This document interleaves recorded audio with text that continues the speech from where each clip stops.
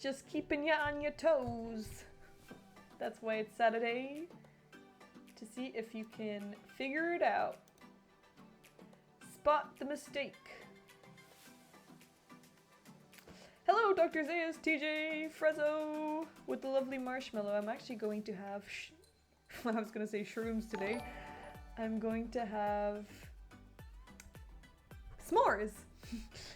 Vulgar Bandits! Thank you so much for the 3 months. Oh my goodness. Thank you so much. Thank you, thank you, thank you. Thanks for sticking with the crowd. With the darlings. Hello, beads. Shroom Thursdays. Ooh, maybe not shrooms. Maybe some other.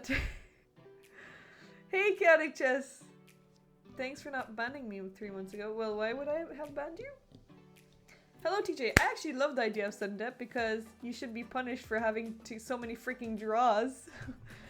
2 15 plus 10 and then 2 blitzes as well. Then you've gotta match it out till the death. So I like sudden death.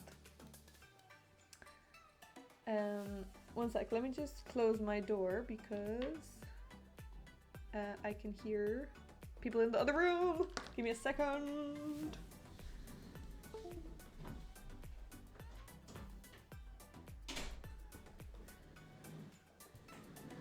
All right.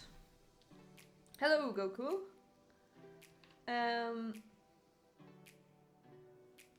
What if it's a fight to the death in the Thunderdome style sudden death? Ooh, well, that would be more entertaining, but you've got to meet each other in the same country. So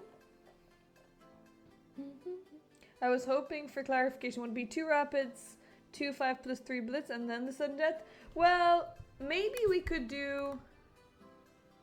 How about 2 rapids and then should we go straight into sudden death? I really don't mind as long as everyone agrees to it and we're all on the same page. So it's not so much up to me. Definitely 2 rapids and then I would like blitz because some people are better at bullet and I don't want to force people to play bullet if they really don't want to. Okay, so then 2 blitz. So 2 5 plus 3s, what do we think? And then sudden death 3 plus 2. I like that idea. Okay, that sounds good. So well, it's not a dig at you, but I know that like I would love bullet. There would be nothing better for me. I would actually want to draw just so I could win in bullet. But I don't think that's actually good for your overall chess, and I know that most of the players are there to improve their chess. Most of the players are playing this to improve their chess, and I wouldn't want them to be knocked out over something that's kind of arbitrary in some way. Okay, sounds good. So that's what we'll do. I was a little bit stressed today because Daphne's not in yet. One sec, I just have to do some administraciones because I'm supposed to actually have a class right now, but I pawned it off to Patrick. It's the kids group that we teach together and it's on Thursdays at this time, but I realized that I scheduled a stream at 6 and I had physio and I just came back from physio, so my scheduling was really off today. So someone isn't in the class and I have to talk to their parents and make sure that they're all good.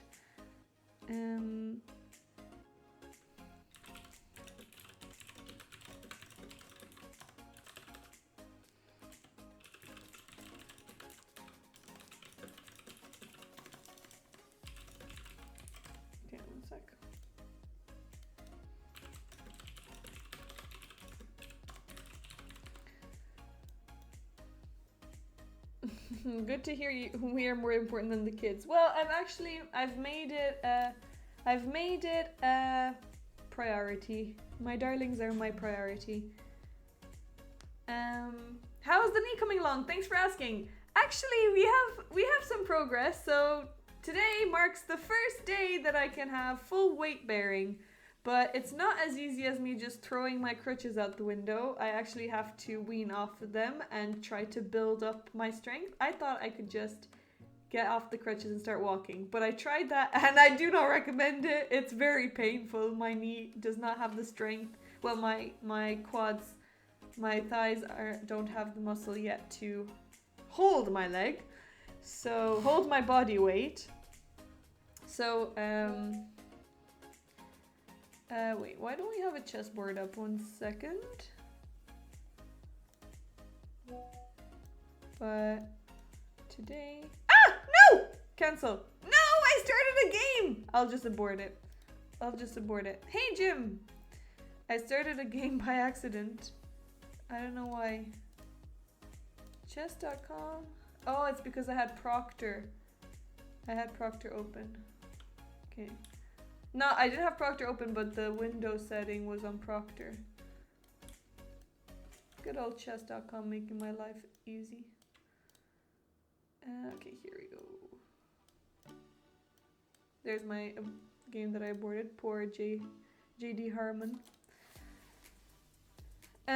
I alternate that. Well, we usually do them together, because some kids prefer me, and well, I won't say that some kids, but definitely some parents maybe want me to do it, and I don't want. We actually lost a student because I wasn't doing them all the time, and I don't want to lose any kids. But this time, I think we're good. Today we're good. Great that the knee is improving. Thank you, Chaotic Chess. I think it really is. I worked really hard today. It was a really tough physio session, but I'm really, really happy with how it went. But it's really annoying because I always have a different physiotherapist, and there's one guy that is so good, which I had today, and I had him on Tuesday as well, but he really pushes me, and I feel like he really cares about my progress, and I also care about working hard to, like, well, I think making him proud sounds a bit extreme. Not really to make him proud, but like I care when someone else cares too, because the other ones were just, everyone was like, okay, what's the problem with your knee? And I was like, we have all the information. I've been here for the past 2 months. And then this guy did like the first, maybe the second session or something with me. And yeah, he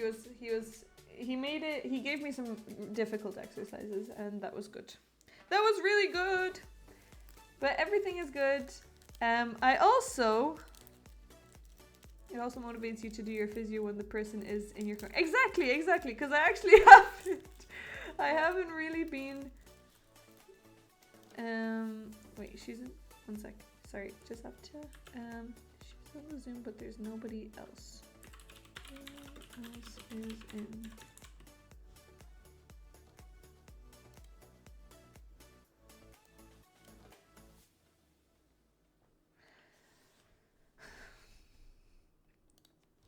Like a therapist, it's easier when you like and get on with the physio. Yeah, definitely, I would agree. I mean, everyone has been really nice, and I actually did like the others. It just felt like they were being a bit too kind to me, and they're like, oh, can you do this? And then I couldn't really do it, and then they're like, okay, let's just rest it, and like they just massaged my knee, and then they gave me like an easier exercise. But this guy, at the start, I was like, oh no, I feel some pain. He's like, doesn't matter, go for it. And then I was like, no! And then I went, and it was fine.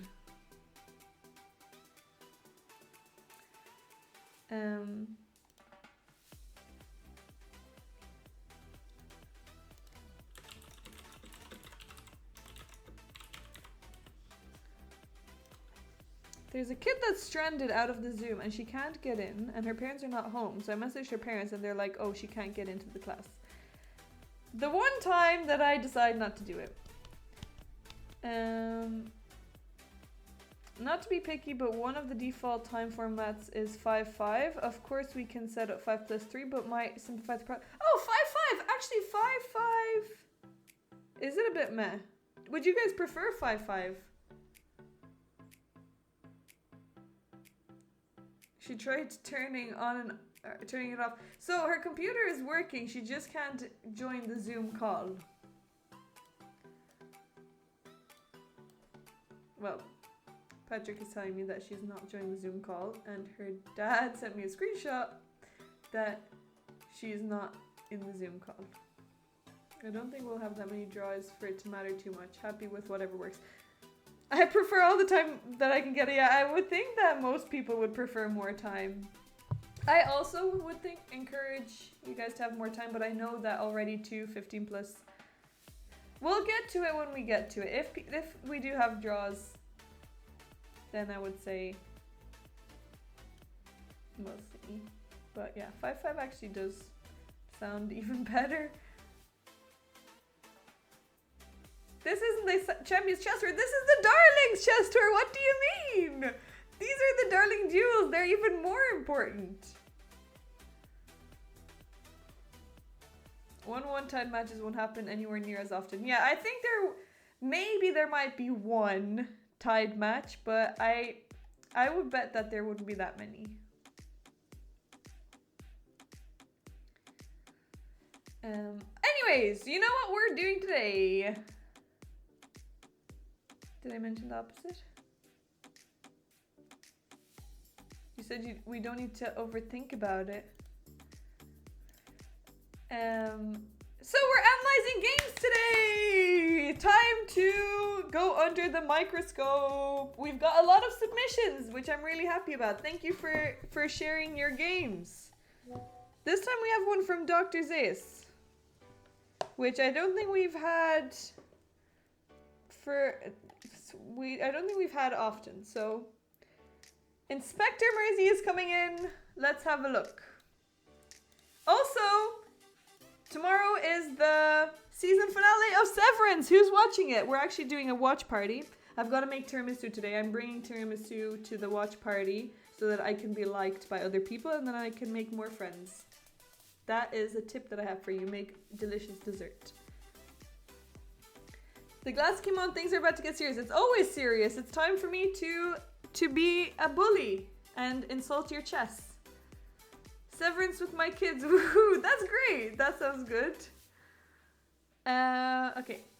Let me see. Who is up first? Let's go. So we've got okay. I'll do my best to get through all of them, but we also have another Darlings. We also have another game analysis. Oh, I don't have it scheduled, but oh, I do. Sorry. On Saturday we also have game analysis scheduled. So if I don't get to you today, then on Saturday we'll continue. But let me have a look. So give me 1 second.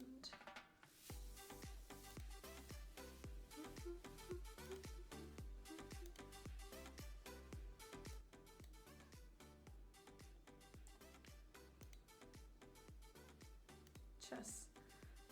You're changing your submission. Yeah, of course that's okay. So we've got Dr. Zeus.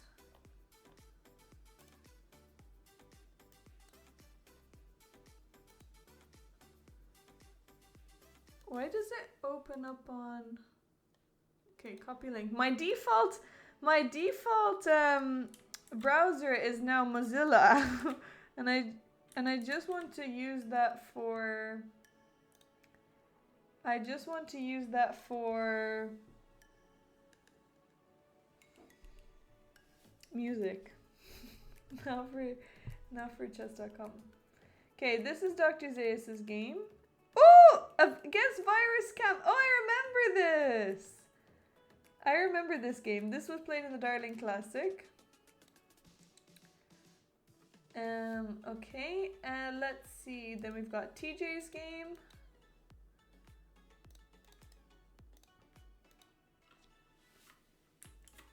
Okay.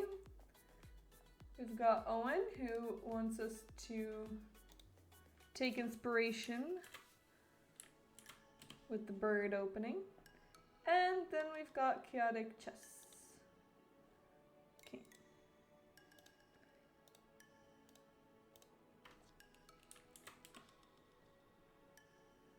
Okay. So chaotic chess, Owen, TJ, Dr. Zaius. Am I missing anyone? If you're tier 3 and haven't submitted something, then you can put it into the chess Discord server. You still have PTSD from the 2023 Darling Classic. Maybe we'll have to do it again so that you can renew your PTSD. Hello, Savage Bean. Yes, I can see it. Was a longer chess day than a double round over the board game day. Well, you know how it is. Darlings take it to the extreme. If you're a darling, you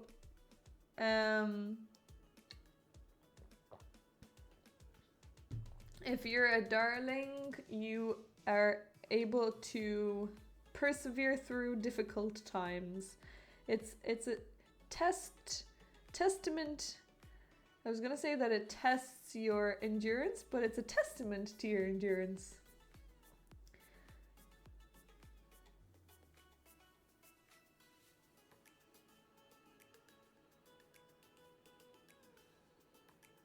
Kyoto just put in his by the way a few days ago. I think I saw when he posted it first, but now he's got a new submission.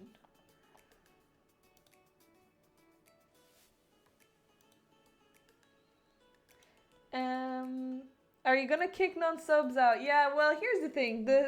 We have 16 people. We've got 16 people, but 2 of them are not subscribers, and I don't know what to do about it. But I think that we should let them, well, probably they will feel bad enough and they will eventually subscribe, or maybe they might end up getting lucky enough of getting a gifted sub somehow. I don't know. They are long-term darlings, but I don't want to be bad. So yeah, it's a tough one. I'm not gonna call people out, but you'll be able to tell. Okay, so let's start with Dr. Zaius. Are we ready? Wait. Oh, Dr. Zaius said start with a win. Okay, then will we start with a win? Who? TJ, you won this game! Brilliant! You submitted a win for the first time. That's so good. I'm so happy that you submitted a win. I think you're being a bit too harsh on yourself when you submit losses. Well done! Everyone, round of applause. TJ won his game. Well, I mean, he wins a lot more games, but he's actually submitting a win to the Darling Analysis, which is really great. Okay, are we ready to begin? Let me turn off the music because it's too distracting for me. So, Darling Analysis is going to start now. We are analyzing TJ versus Sachin from India.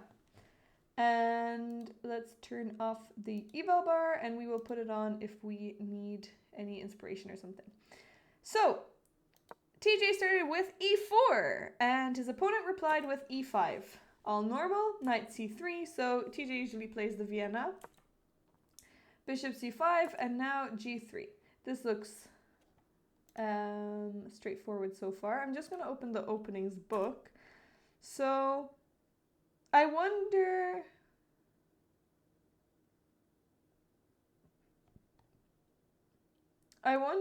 have you ever played f4 here? Okay, I'll do that. I'll do my best to see, but maybe you were clean. Have you ever played f4 here? It's not your style. Okay, that's fair enough. What about bishop c4? I guess that's just slightly different.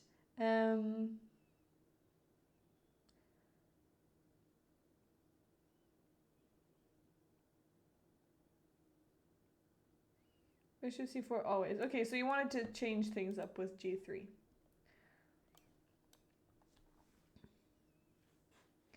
Okay.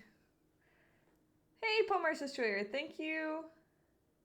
Thank you for the 50 cheers. And thanks for helping us get we've got our big goal achieved. Thanks for that. So let's see, G3. And now, woohoo! Straight for the checkmate! Okay, he's going straight for the checkmate.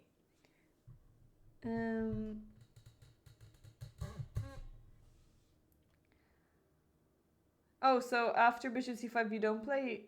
I guess it's a bit more risky since you cannot castle.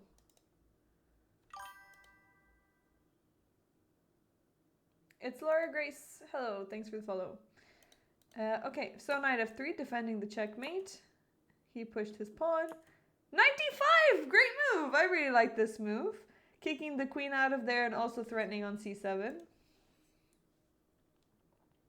Hello. Okay, queen went back, has to defend, and now bishop out. Okay, here I want to open up the mic. What's a good move that you can play here? A very principled opening move. You just followed me. I can see that. Thank you for the follow. Welcome to the Darlings channel. Good to have you here.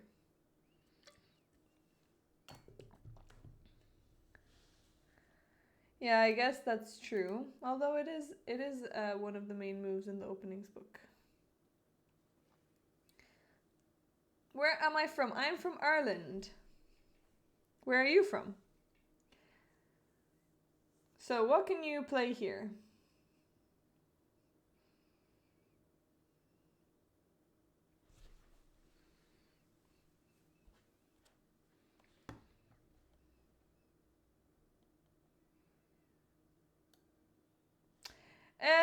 Well, bishop g2 is fine, but you have a bit of a more active move, maybe? Oh, you're from Florida. Hello! I think we have some other people here from Florida. Not sure if they're in right now.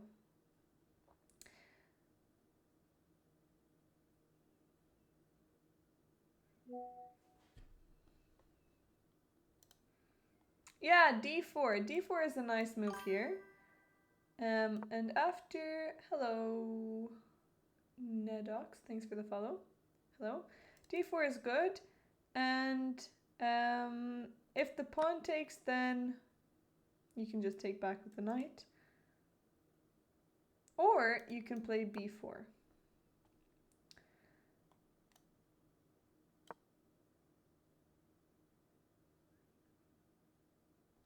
I mean, you can just take here, I would say.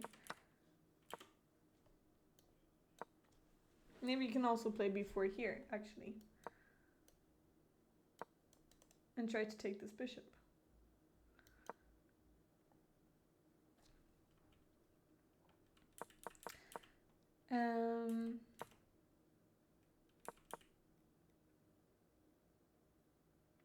Yeah. Let me just check something. Okay, so you're +1 here, and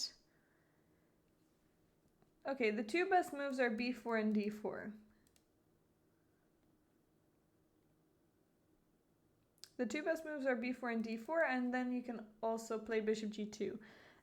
But I guess you have the chance to get some space here, so it would be a good time to take some more control of some extra central squares. And also you can develop this bishop then. I do also like b4. So d4 is just slightly better. The evaluation is 1.14 for d4 and 1.01 for b4. But I think that you'll just play them both. So after d4, I guess this is more central. So I would say that this is slightly better. But after the pawn takes, you still play b4. So you'll still get both of them in. And I think also after b4, you can still just play d4 here as well. So it's the same. You can just change the move order. Hello, rookie, fellow German sufferer. I'm actually not suffering. I mean, German is very difficult, but I do really love... Actually, I have really funny things to tell you guys about my class yesterday. I wanted to stream. I had so much energy. after class, but I was also tired. But I do want to tell you guys about what happened yesterday in class. So I'll tell you after this. It's really funny. I wanted to stream just to tell you guys, but I thought that no one would come in, and if people did come in, not everyone would be there, and I wanted all the darlings to hear about it. So yeah, so both of them are get into the same position, but you also want to follow up with a4. So let's say d4. If they take, then b4, and after this, then you can play a4. You're threatening to take the bishop. The bishop has nowhere to go. So let's say if they play something like a6, now you can just capture it. Take the pawn. You can play your bishop on this diagonal. Really good diagonal. Both bishops can be fianchettoed. This looks really, really nice for you. You have so much space. Hey, Lamperkles! Gang gang! Will you tell us in German? No. I can hardly even conjugate a verb.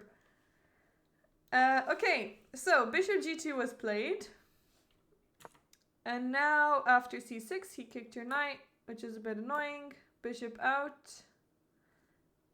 Yeah, now you can castle this. This is all good. Okay, he played h6. Okay, this is maybe a little bit of a waste of a move. I don't see what you're threatening. Maybe he wants to play g4, g5, I'm not sure. But I don't really like h6 from him. He should just play knight f6 and castle. This is very natural. Okay, h6, h3, yeah, this makes sense because you get it with tempo. So that's good. Well, that's good. Okay, bishop takes. Oh, okay. He gave you the bishop here, so that's good. And you took back with the queen. Great job. Taking with the queen is good. You develop another piece. He wants a queen trade. Okay, so now you have to decide, do you want a queen trade or not? How do you decide? I see that you took it, but what are your candidate moves? Well, first you have to decide, do you want to take the queen or do you not want to take the queen? So how do you make that decision? I know it's probably going to be long to talk to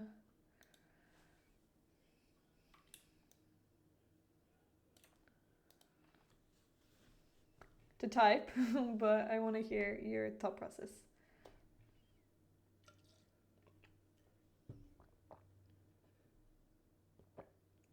Yeah, you've got limited choices, but how do you decide if you're going to trade or not?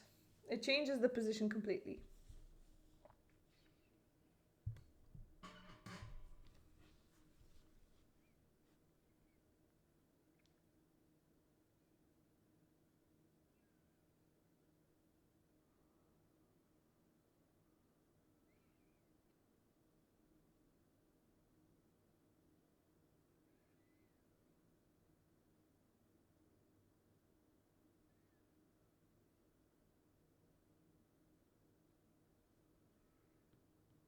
It's hard to answer because I didn't think about this at all. Okay, well, how about now you have the opportunity. If you were playing in a game now, I know I'm putting you on the spot, but if you were playing a game now, would you still make the same decision? How would you, like, you would have, so, I mean, in chess, you have opportunity, like, not opportunities, you have some big moments to think where you have to make big decisions, and big decisions are usually trades, sacrifices, maybe on which side you're going to play on, but things that change the position drastically, and removing the queen is going to change your plan because now you're looking more towards an endgame situation. So first you want to think, well, do I want to trade queens? And here, well, let's see what your position, let's evaluate the position. So you've got maybe two more moves to develop. Maybe you'll want to trade this bishop, maybe not. You've got two more moves to develop, either b2 or d2. And black still has 1, 2, 3 more moves. So black is behind on development, which means that it will take him longer to castle, which means that his king is more vulnerable than your king. You're already castled. So if you trade queens, you're going to spend a move. He's going to get to take back with the knight, and he will have developed an extra piece. And also it's making life easier for him because he doesn't really have to worry about developing anymore. So in any situation where you're ahead in development, you usually want to keep the pressure on. So you can just move your queen out of the way. I know that this attack is maybe a little bit annoying, but what you can try to do is play king to h2 and then f4. And then you want to try to open up the center. So let's say he develops his knight.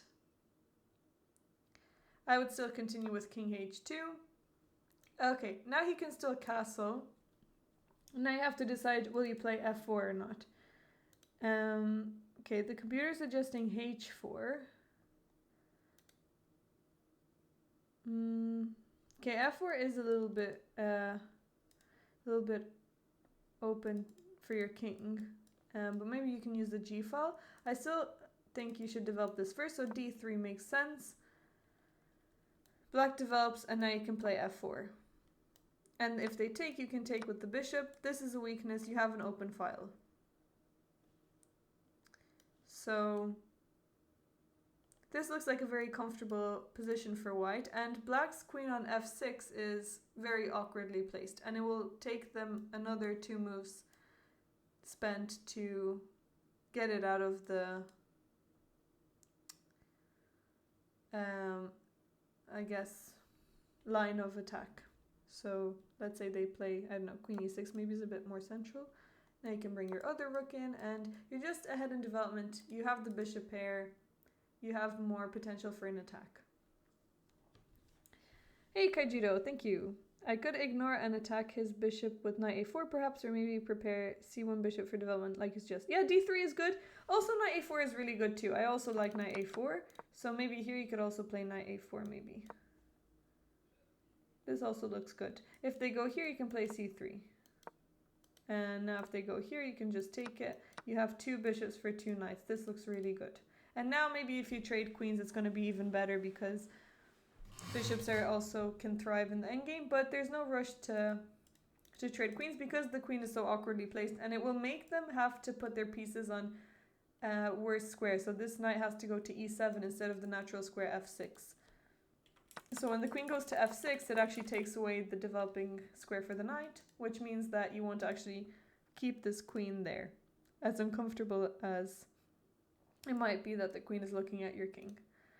But it's better here to keep the queens on the board, mainly because black's queen is awkward. And you already have the f3 knight traded. Okay, let's continue. So queen takes. It's definitely not a bad move though. Okay, d3, developing the bishop, sounds good. Looks good. What I'm learning here is not to autopilot so many opening moves all the while. Yeah, autopiloting is never a good thing, but I know it's very hard not to do. I do it all the time too. Hello, Enigmatis. It's open only for tier 3 subscribers. So they're still open, but only for tier 3s. Hello, Nedox. There are intricacies, is that the word? I don't think it is. Yeah, I mean, there's always, it depends if your opponent plays moves that you know that are theory, then you can play the moves that you've learned that are theory moves, which you don't really need to think about since you know that they're the best moves. But if your opponents play something that you haven't seen before or something strange that's not a main line, I mean, already h6 I don't think is... Yeah, h6 hasn't been played before. Actually, we're out of theory. We're out of theory already here after queen f6. Oh, no, this has been played before. Knight f3 has been played. And now after d6, we're out of theory. So, yeah. Hello, Dirkia. Hello, Cool. Thank you so much for the 18 months. Thank you, thank you, thank you. 18 months and a cool glasses day. Yes, we're doing Darling analysis today, so I'm putting on my teacher glasses. Hello, Adam also. Hello, Sledgehammer. Hello, everyone. Welcome all in. You're here to learn some chess together. So, look at you with the fancy words, Adam. I don't think I've ever said that word out loud. Wait, what was I? Oh yeah. So, you played really well. The opening is really good. Also, 95, you didn't play on autopilot. So 95, you thought about it because it's perfect for this position. So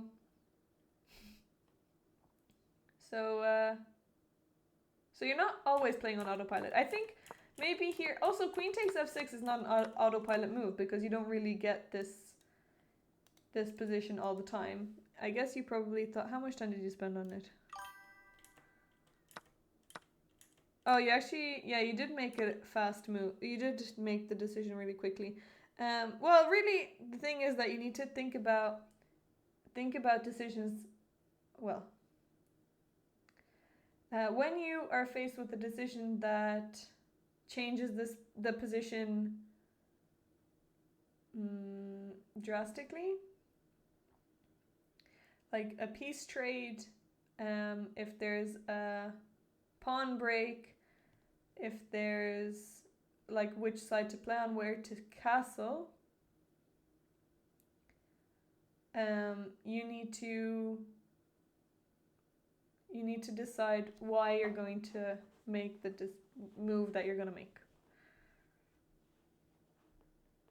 Oh, you see this sort of thing too much. Yeah, queen's coming out. Well, I mean, sometimes it's good to trade if you're being attacked, but here this attack isn't going anywhere for them. So definitely keep the pressure on. You're ahead in development. So if you're ahead in development, then you want to keep the queens on. All those years my brother has been calling me a dope. I think that's just an Irish thing. I think calling someone a dope is just an Irish thing. Oh, sorry. You speak on 95. Okay. Hello, I'm a new chess learner. I know the basics of chess, but I don't know how to really play an actual chess game. What should I do? Well, you can just keep playing on chess.com and then just keep practicing. So play online, enjoy the process, and look over your games and do loads of puzzles. Okay, let's have a look. So knight takes, d3 looks good, bishop out. Okay, so bishop out. Here you made a decision that you want to... Also, you have a lot of time, 16 minutes. You have more time than what you started with. So you decided you wanted to trade bishops. Why did you want to trade this bishop? I don't know if you gave it much thought, but would you still make that decision now? Would you still want that trade? Because probably... Yeah, probably... You might play something different, which you suggested earlier. Yeah, king h2 f4 looks like a good idea. This is a nice idea, and there's also something else. Yeah, exactly. With the bishop pair, you prefer not to trade.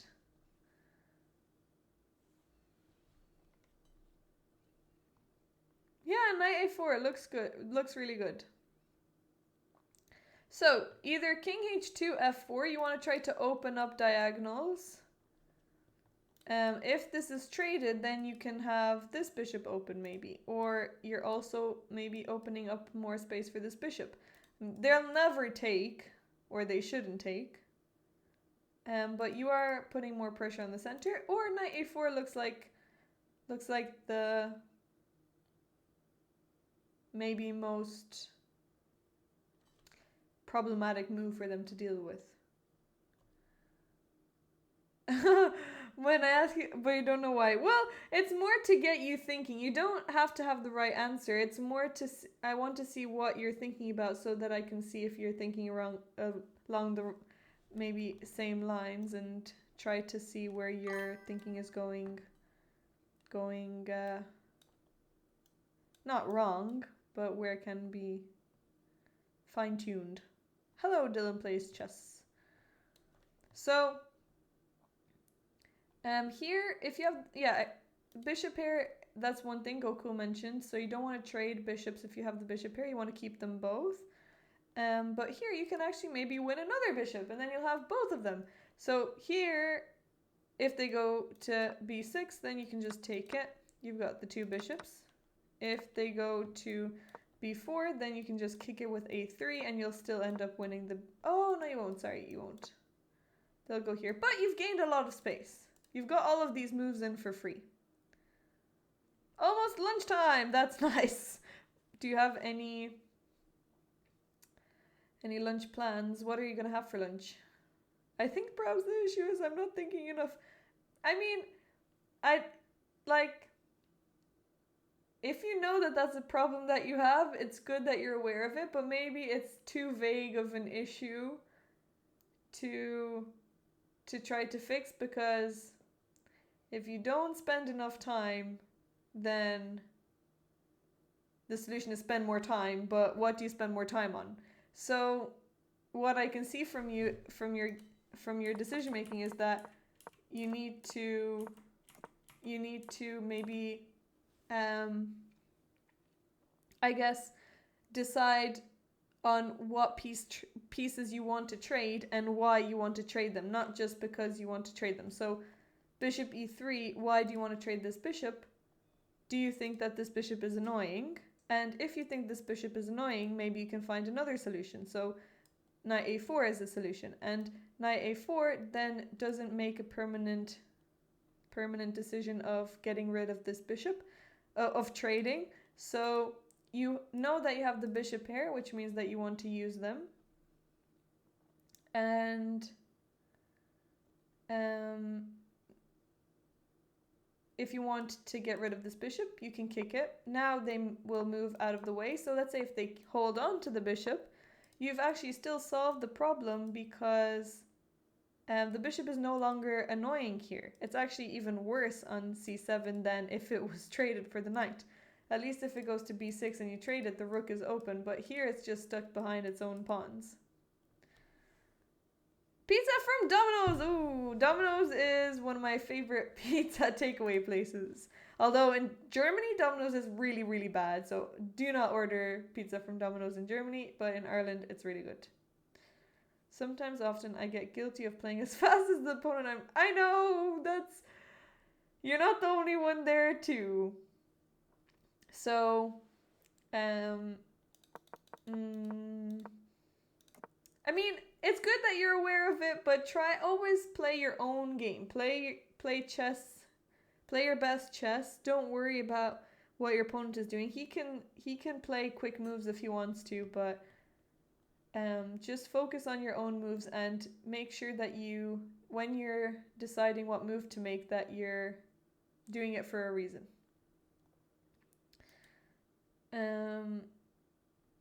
Delivery sounds good too. Okay, let's have a look. So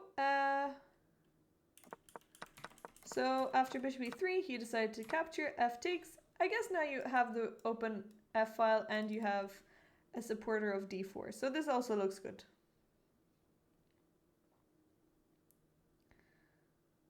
I'll take my time and think I've had a superb game, and then after the game review, no, I'm not ripping it to shreds. When there's good moments, I'll say the good moments, and when there's moments that I think will be useful to improve, then I will say what I think is useful to improve. Hello, Smarty. Oh, right. Oh, the chess.com analysis. Okay, right. Yeah, I mean, chess.com analysis... Oh, right, not me, just in general. Well, you can never play... Not never, but it's very hard to play the perfect game. Spending time thinking at critical moments in games. I mean, you need to know when the critical moments are. So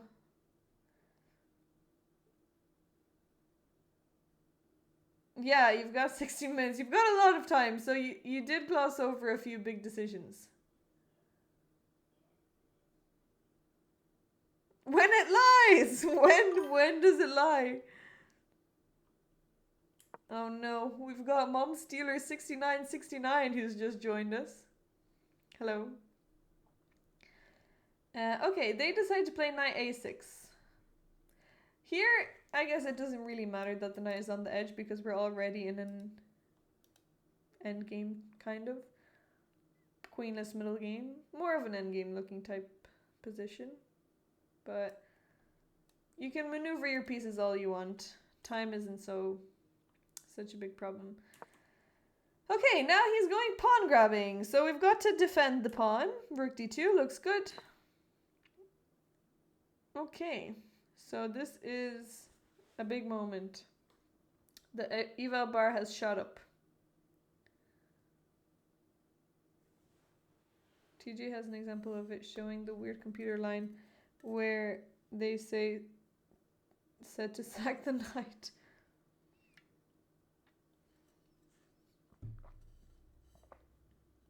Was eval? I turned it on earlier. I didn't turn it off. Okay. Here we go. So,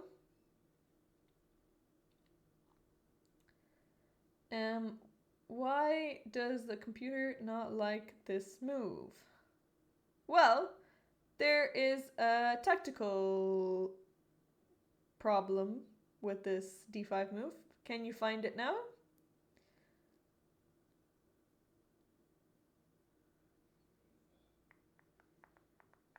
So you decided to take the pawn. How many defenders does that pawn have?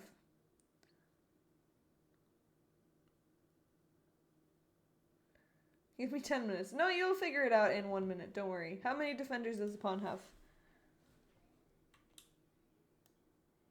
3, yeah. How many attackers do you have of that pawn?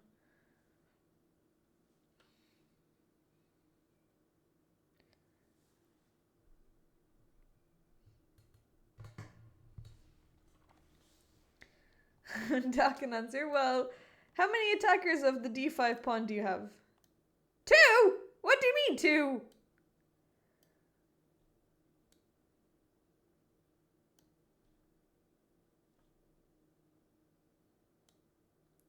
Three. We've got the knight, pawn, and bishop. So, can you remove one of black's defenders?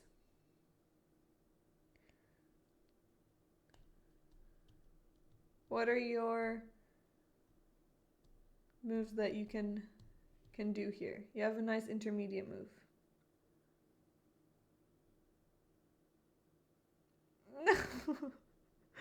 Okay. So if I'm asking just TJ, then we'll give TJ the chance to answer, and then afterwards we'll open it up to the floor if TJ cannot find it. So, how can you remove the defender?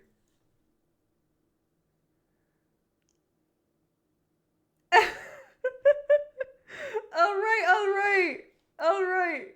It's A3, yes. We're learning MS. Well, I guess we're learning it en masse, but it's also good to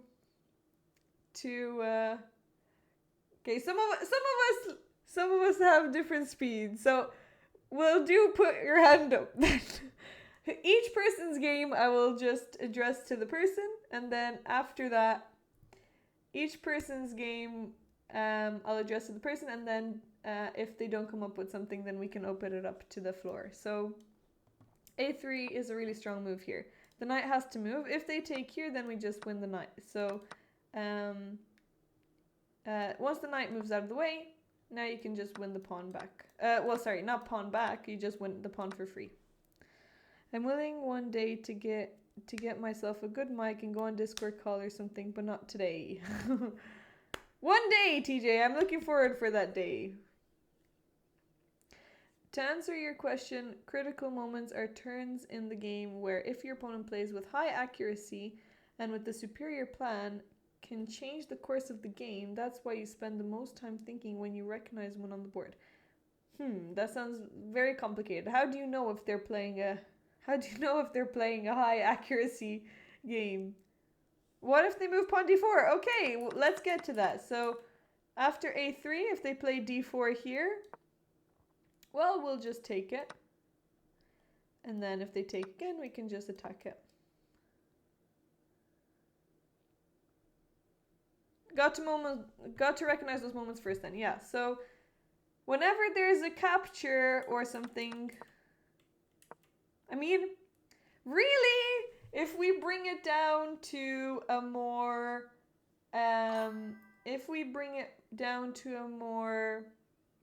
fundamental level, what will really help you is always look at forcing moves and then have your candidate moves. But I know that that is a lot of work for each move. But you're not always going to have a lot of forcing moves. So here, what are your forcing moves? You don't have any checks. So that makes life easy for you. And you don't have that many captures. You have one. You only have one capture. And then sorry, you have another one. Oops, you have another one. So you have 3 captures. And then you need to look at threats. What threats do you have? Threats are harder to see, but kicking the knight is a threat. And maybe you could say d4 is also one of these. So you need to look at all of these moves. I know this is a lot of work, but it will really help you to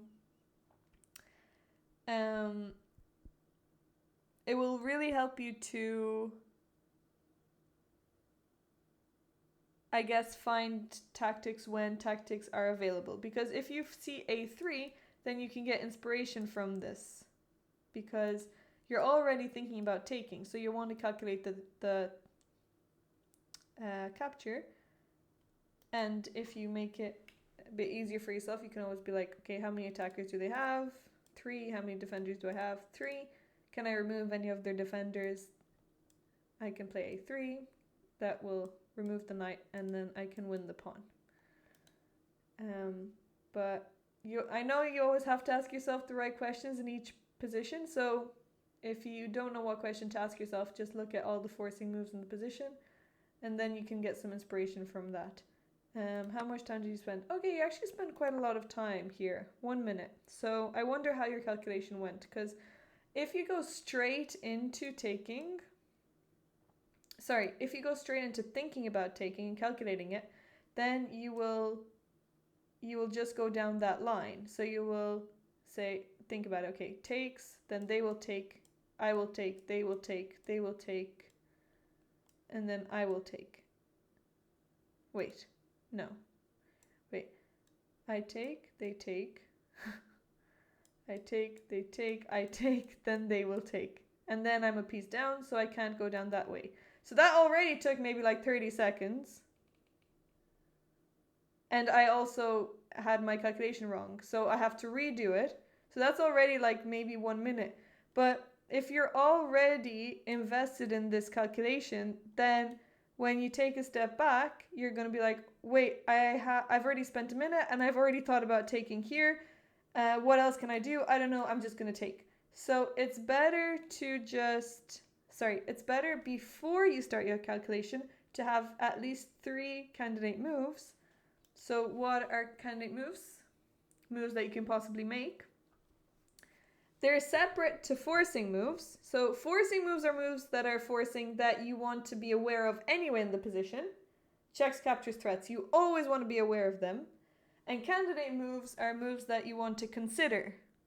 So sometimes some forcing moves are not moves they want to consider, like knight takes here.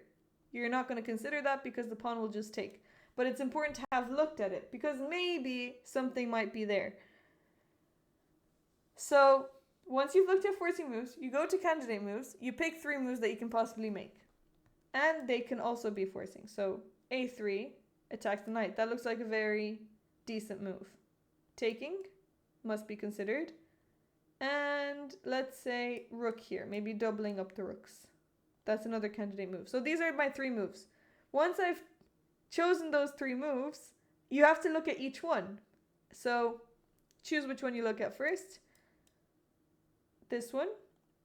Take, take, take, take. Wait.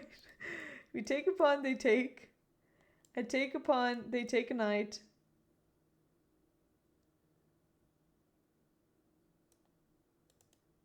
I take a knight, they take a bishop. So they're going to be a knight up. So that means I can't go fully with it, but maybe I can just stop there. Just take and trade a pawn. But you still have to look at the other ones. Rook here. How does that look? Well, it looks good. I guess we double up our rooks. But then once you see a3, you will notice that, wait, then this pawn no longer has this extra defender. So then once the knight moves, you calculate this line. Knight moves. Now we take, take, take, take, and now we can win the pawn. That was maybe a bit complicated, but when you're playing your game, it really isn't that much time, because this move is not such a difficult move. So you will be able to see it. It's one of your only threats. Actually, I would say your only threat that you have here. There's a guy on YouTube I discovered quite recently who has some great methods for finding where tactics might appear. Oh, what does he recommend? I'm guilty. I was just calculating the captures and didn't look at all the options. Ooh, well, yeah, I mean, I'm always guilty about that too. The more you do tactics, the more you'll get used to it. This is just in eliminating the defender tactic, but candidate moves help a lot. So having options before you choose which one. Okay, so they took back with the knight, and now you traded knights, okay. And now you decide to play e4. Okay, let's see here. So, what do we want to do in this position? What is our plan?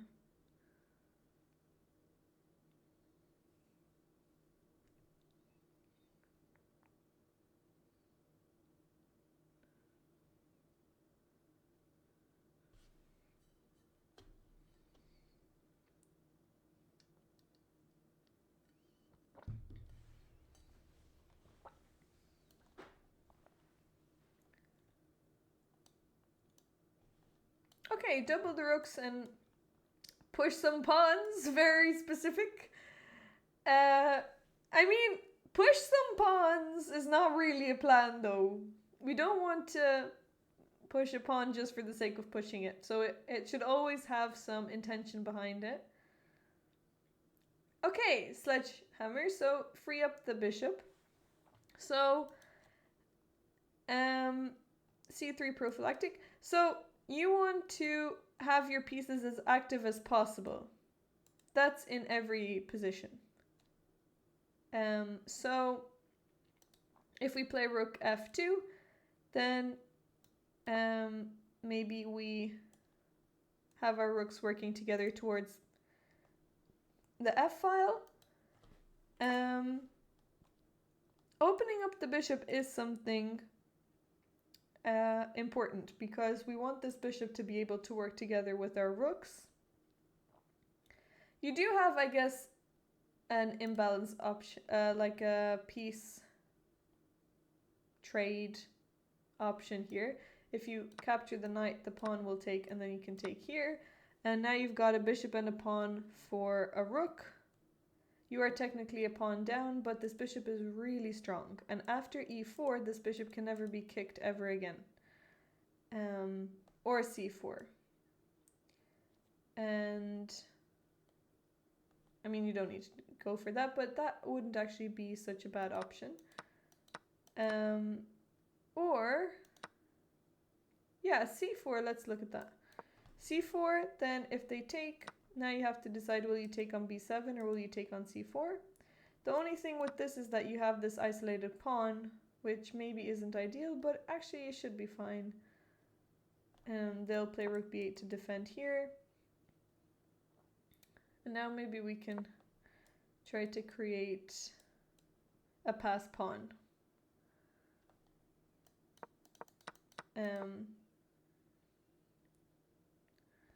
Or we can attack this pawn. We can play rook f5 attacking here. And they will just defend it, but our rook is a bit more active and it can't be kicked because we take the knight.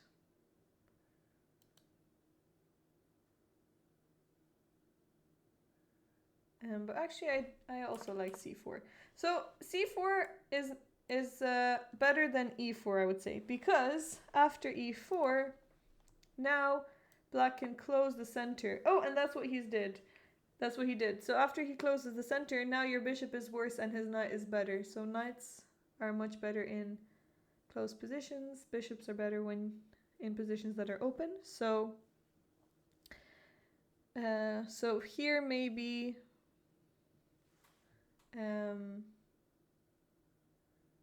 you might have some problems getting your bishop into the game. You can't claim it now. You don't need to claim it. We believe you anyway. So good that you thought about it.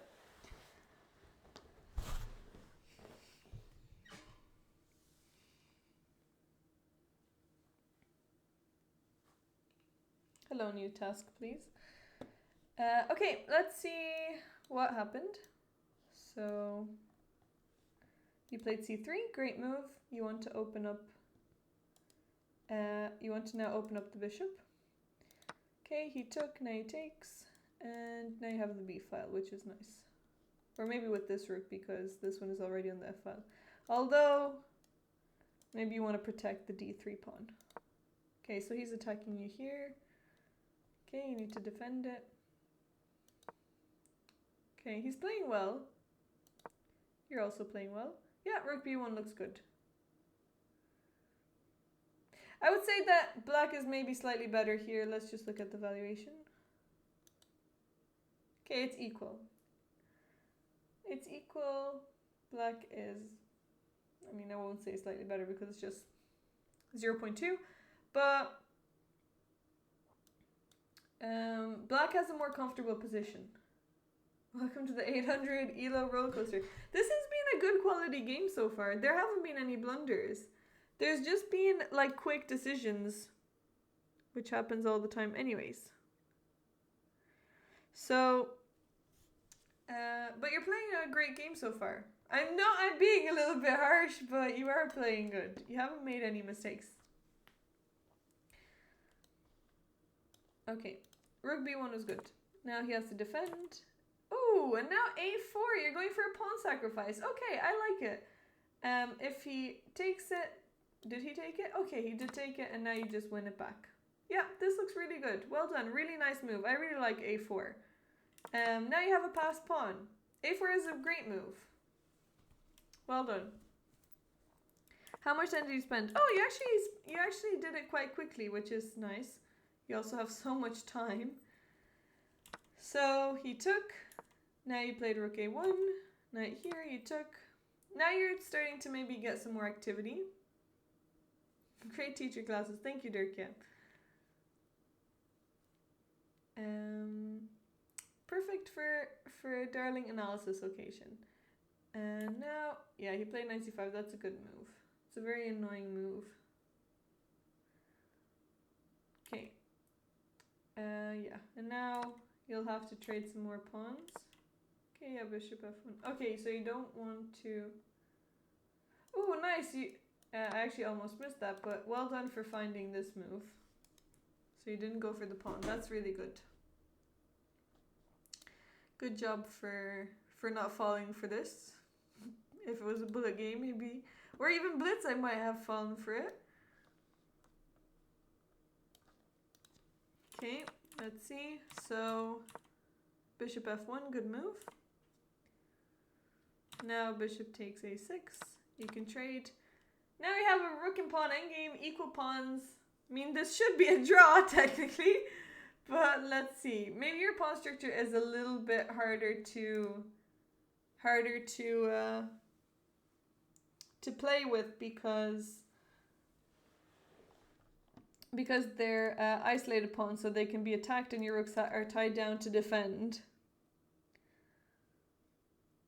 I'm getting better at watching opponent knight moves. That's really good. Okay, let's see.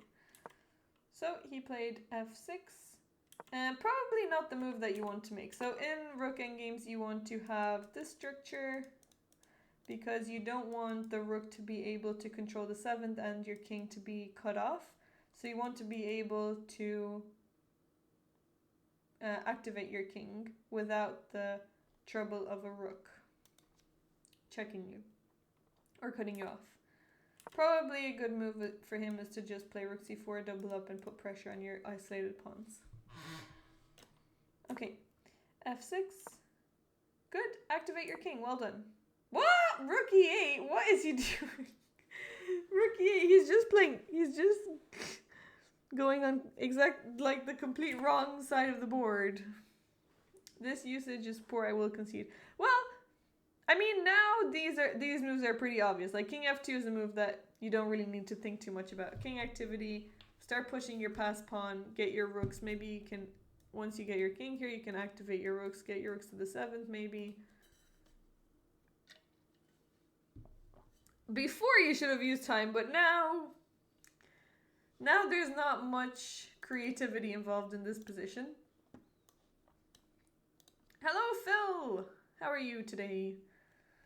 Okay, let's see. So, rook here. Now push your pass pawn. Very good. Oh, so he wanted to play f5. Okay. Interesting. What did you do? King e3. Nice. I like this move. Although, I will say that here maybe you have a move that you can... that you can make that maybe is a little bit quicker. First day of spring is... First day of spring? Wait, today is the first day of spring? Why is it not 1st of March? It's also really... It was really sunny today here as well. I had such a... Well, I didn't have a great day outside, but the time that I did spend outside was sunny. On my way back from physio.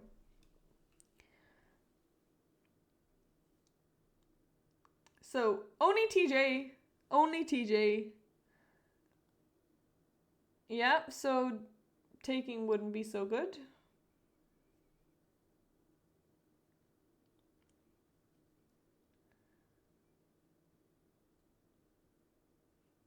So instead of taking, what else can you do?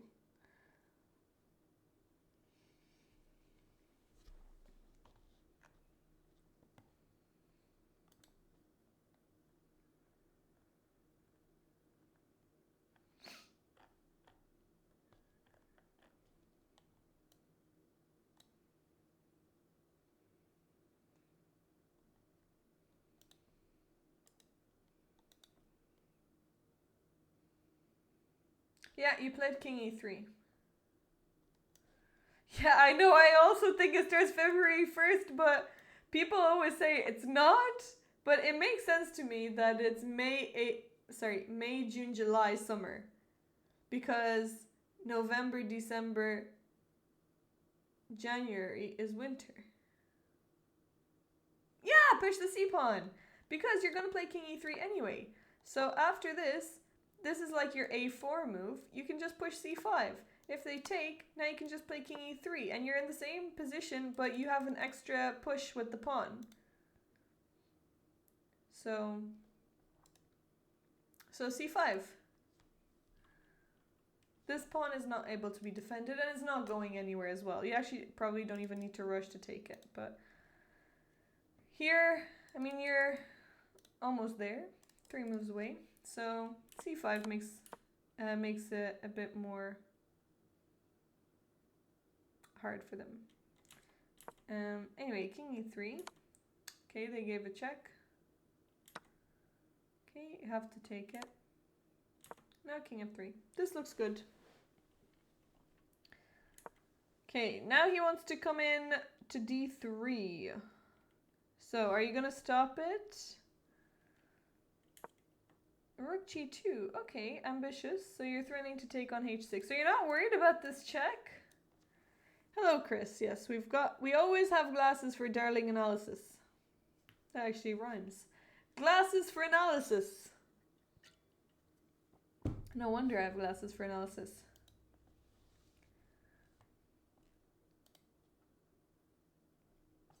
I'm surprised you weren't worried about this. I think rook d3 is kind of really annoying.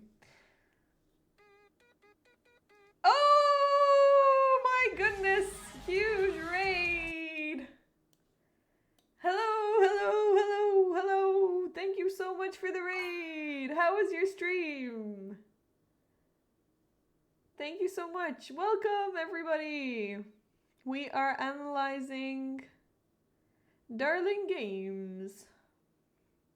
Shout out to Agne. So many people! Ah! Shout out to Agnes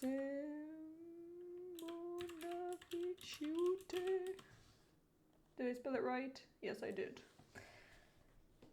Thank you so much. Thank you, thank you, thank you. We are analyzing games, so we're doing educational chess here. We're analyzing the endgame of TJ. TJ's endgame. So instead of, I can't remember exactly why I thought this was okay, but I like the pin on g7. That's true, the pin on g7 is good, but this check is annoying. And now, where are you gonna move with your king? Because if you go here, there's f3. Wait, actually there's not f3. Wait. Oh, sorry, you actually lose your h-pawn. So this is not looking so good. Hello, Joel! How are you? Hello, Abby. Hello, XYZ. So, rook d3, where are you going to go with your king? You have to go here to defend, and now you don't have control of the g-file anymore. This is not as fun to deal with. So I think maybe you should play rook a3 here to just stop the rook coming to d3. Keep your rook on c2 behind the c pawn. And now, I don't know, if they try to go this way, then you can just play c5. Maybe they'll double up. But you can probably just go this way. Now, if they trade rooks, the rook won't be able to... Oh, sorry. Oh, I guess the rook can go back.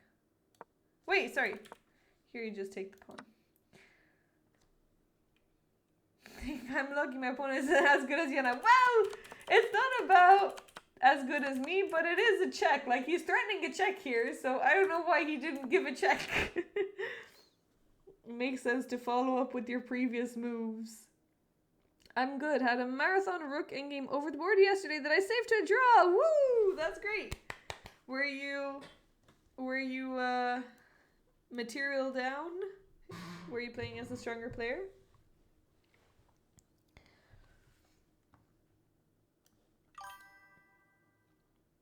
Mango King! Hello, Mango King. Nice name. Thanks for the follow. Okay, let's see. So, anyway, rook g2 was played. He played rook c8. Okay, he's going for this pawn now. And you took. All right. This is another big decision. You're giving away your pass pawn for the h6 pawn, and I know this pin is very tempting, but the c pawn is maybe your biggest asset in the position. Well, it definitely is your biggest asset. Hello, Lethal. Do you offer game reviews for subscribers? They are for tier 3 subscribers. So we're analyzing tier 3 Darling Games. A pawn and 1 minute on the clock. Sorry, a pawn and 1 minute on the clock, so that is pretty good. Opponent did have a lower rating. You're awesome! Though, so that was sad. Oh, wow! Okay! Mango TV, thank you for the tier 3. That actually rhymes. So thank you so much. Well, you're free to submit a game of your choice then that we can look over. Thank you so much. Hello, Silent Wolf. Opponent had lower rating. That's annoying. Much lower? Thank you. That's really lovely. So you can, well, you can send it, I guess, on here, but it would be easier if you sent it on Discord. We have a chess channel where people sorry. I'm flustered because that is crazy that you just subscribed tier 3. Thank you. That doesn't happen very often. It happened with Chaotic Chess, and that also flustered me too. And I didn't believe that Chaotic Chess was new, and now he's been tier 3 ever since, which is also really crazy. But our Discord channel has a chess channel in it where people submit, where darlings submit their games that they want analyzed. So you'll see a bunch of games in there. We've got 3 more games to go through. Okay, so let's see this rooking game. Anyway, yeah, this is important. So make sure you're not just giving away a pass pawn for a pawn that isn't as important. As tempting and as beautiful as this pin is, and you should be proud for seeing this, but it's important to hold on to your c-pawn because this is kind of, I guess your e-pawn is also a pass pawn, but both of these pawns can really help you win the game, whereas the h-pawn won't help you. It won't be as easy to use this h-pawn. They can join Darling Duels as well. Well, the Darling Duels are full though. We have 16 people. But next Darling Duels, yes, we will. For the next Darling Duel, yes, you can join. But we have, the places are full. I need to make an official comment that the places are full. So, yeah.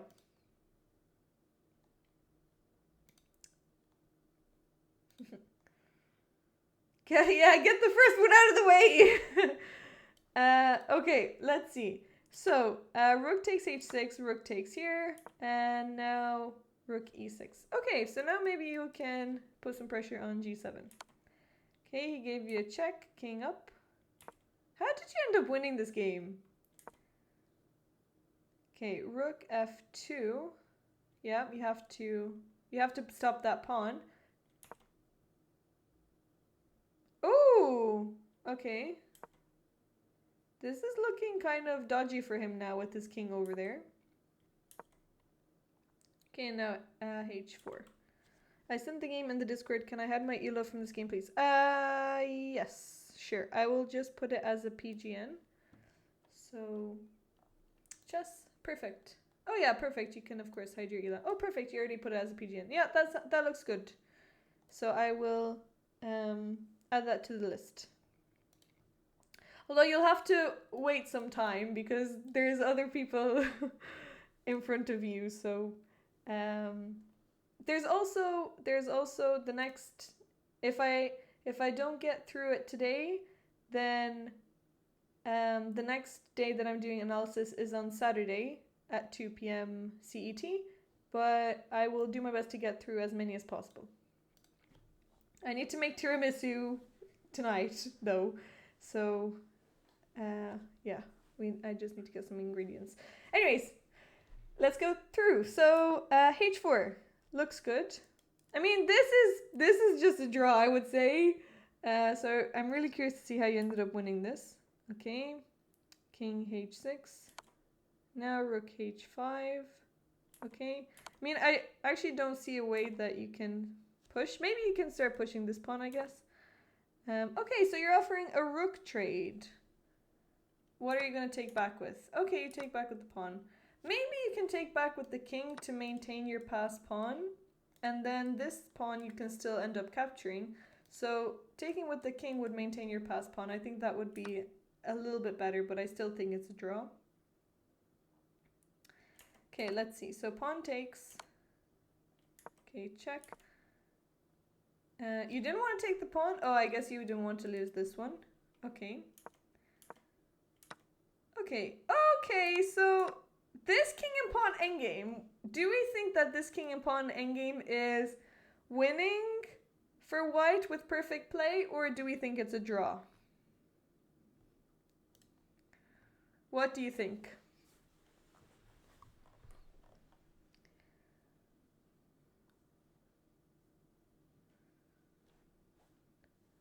You think it's a draw, okay? I'm gonna do a poll. I'm curious what you guys think.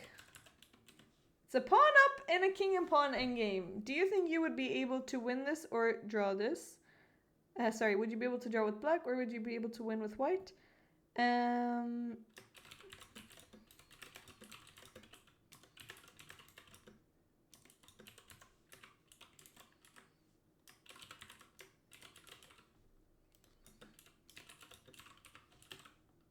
Okay, I'm curious. What does the... You did win! It's true, you did win, but with perfect play.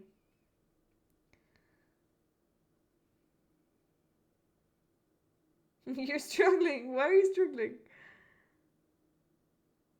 You see a draw, okay.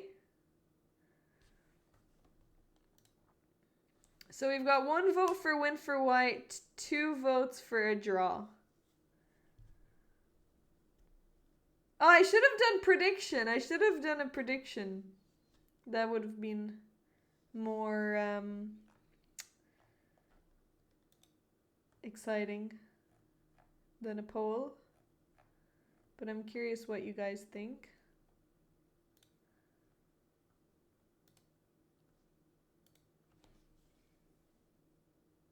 No, you would not lose this game, TJ. You'd never lose this game. 4 votes for a draw, 3 for white, for win for white. Okay. Hello, Kukolo. How are you? Okay, we've got 5 votes for a draw, so I think most of you think it's a draw. Let's see what the engine says. Okay, it is a draw. So with perfect play, this is a draw. Let's see where you went wrong. I'm going to take it off again. White needs to create a pass pawn and black has control of the promotion squares. I guess that's true, yeah. Also, yeah, white won't be able to create a pass pawn and black will be able to... that's true. Control the promotion square. Yeah, I was going to say that, but black can just control the pawn pushes. If it was white to play.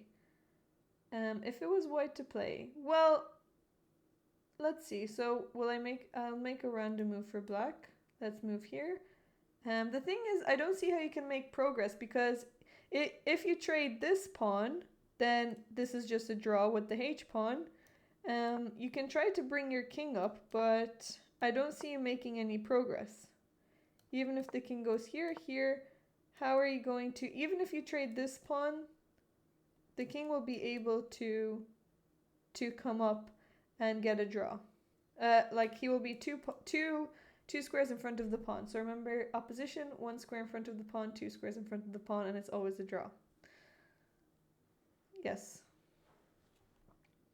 So let's see. G6.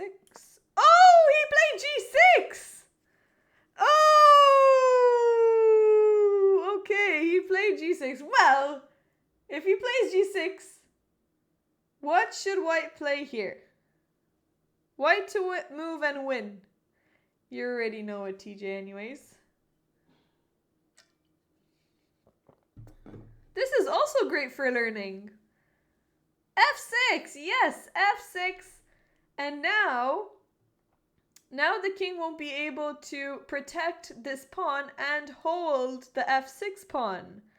So if the king goes to G8, now we can just go to G4, king F7, and now king G5. And once we have 2 pawns, then it's a win. So, single exclam! Yeah, I really like this move. I like f6 and I really liked your a4 move as well. We can't 1v1, not today, Nedox, but keep an eye out on the stream and I'm sure you will get a chance to play against me. So, wow, well done! That's so good! King e4, also really great. Okay, king here, f7. Well done, really, really nice. I would say that there's actually very little to improve in. And now you can just get a checkmate. Well done. There's not many things that you could have improved in this game. Like, there's small little moments. Really, it was at the start. I think you played a bit too quickly and you glossed over some decisions, like taking the queen. That was actually the biggest part of the game, is that here you want to keep the queens on. But after that, that was a really good game. Oh, also here it's important to, I wouldn't say it like incredibly important to keep your bishop, but you want to keep the advantages that you have, and having the bishop pair is a plus, so you don't want to get rid of this bishop, especially since this is technically your good bishop, since your pawns are on light squares, and this bishop has a bit more mobility than the bishop on g2. Although I know that this bishop is annoying to deal with, but you can just play knight a4 and get it into a worse position. 16th Century Man! Thank you so much for the 24 months, 2 years. Thank you. Managed to queen mate without effing it up. I know loads of under 1800s will scoff at that, but for me it's a big deal. Well done, good job. I mean, queen checkmates, sometimes you can, I guess, stalemate, but the easiest thing to do is don't touch your queen once you have cut the king off to the edge. So the king is on H. Once the queen has cut off the king, don't touch your queen, just bring your king up. Because if you bring your queen up, then maybe you make it harder for yourself, like with stalemating ideas. But if you just play king here, if they go here, then it's mate like this. Or if they go back, then you also have mate. Oh, sorry, you 1800s. Yeah, so don't touch your queen. Keep your queen as far away from the king as possible, and that might give you some peace of mind that it can never be stalemate. If he goes up here, then still checkmate. But good job. Well done. You finished with 13 minutes. Plenty of time. Okay, well done. Great game. I would give that an 8. Maybe, actually, I'd give that an 8.5. There were no mistakes at all in that game.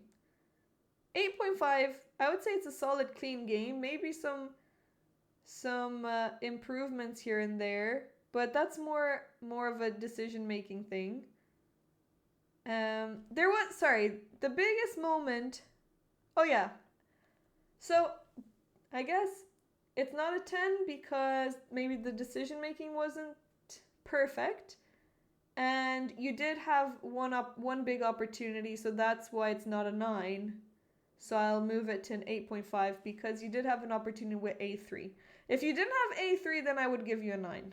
But you had a3, which could have given you a free pawn, and that's an important thing to have seen here, a3.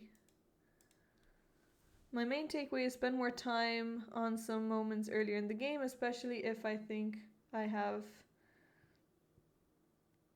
a move. Stop and look for better alternatives. Always have candidate moves. So look at forcing moves and then look at 3 candidate moves after those moves. Some of them which might be forcing moves. Okay, next one. Who's next? Let's go to Dr. Zayas. Thank you so much for sharing that, and well done on your win. That was a really nice win. F6, well done for finding F6 and then promoting. Went into a tourney recently as a 1344 and scored minus 2004? Or you scored 2004? That's unrated. Wait, I'm not really sure. Oh, equal is draw. Oh, you lost to 2004. You beat an unrated. You drew to 1777. You drew to 1660. Oh, these are great results. Well done, new task. How's it going, Teacher Mizzy? It's going really good. We have another so how many games? We've got Dr. Zeus, Owen, and Chaotic Chess, and then Mango TV. I think I'm only going to be able to get through 2 more games, if that's okay. Verso. And then on Saturday, we can go through. But I'm going to ask if Mango can skip the queue, because I want to, you'll watch the VOD on Saturday. I want to analyze Mango's game just as a thanks to being a tier 3 quickly. If that's okay. Since he's here right now. But I don't want to... Okay, it can be around on Saturday. Okay. Is that good with you, Owen and Chaotic Chess?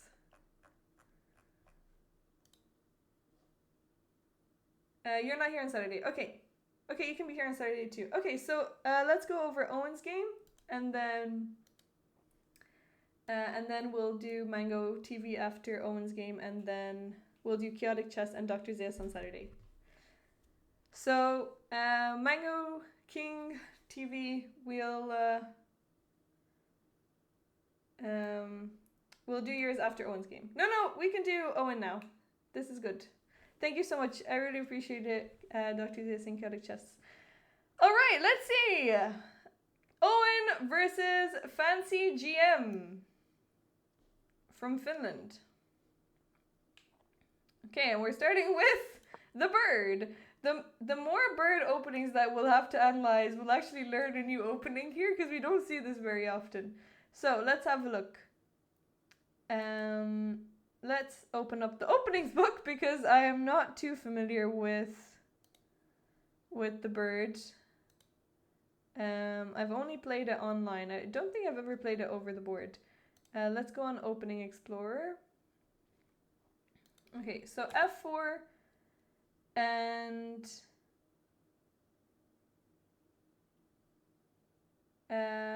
okay, and now D5. So D5 is the main move. I guess the bird is rising call. Something for everyone. Yeah, something for everyone. So I guess if you're not familiar with openings, really try to, if you can, relate them to other positions that you're familiar with. And against E4, most people, I guess, know that Sicilian is the most popular response. So this kind of pawn,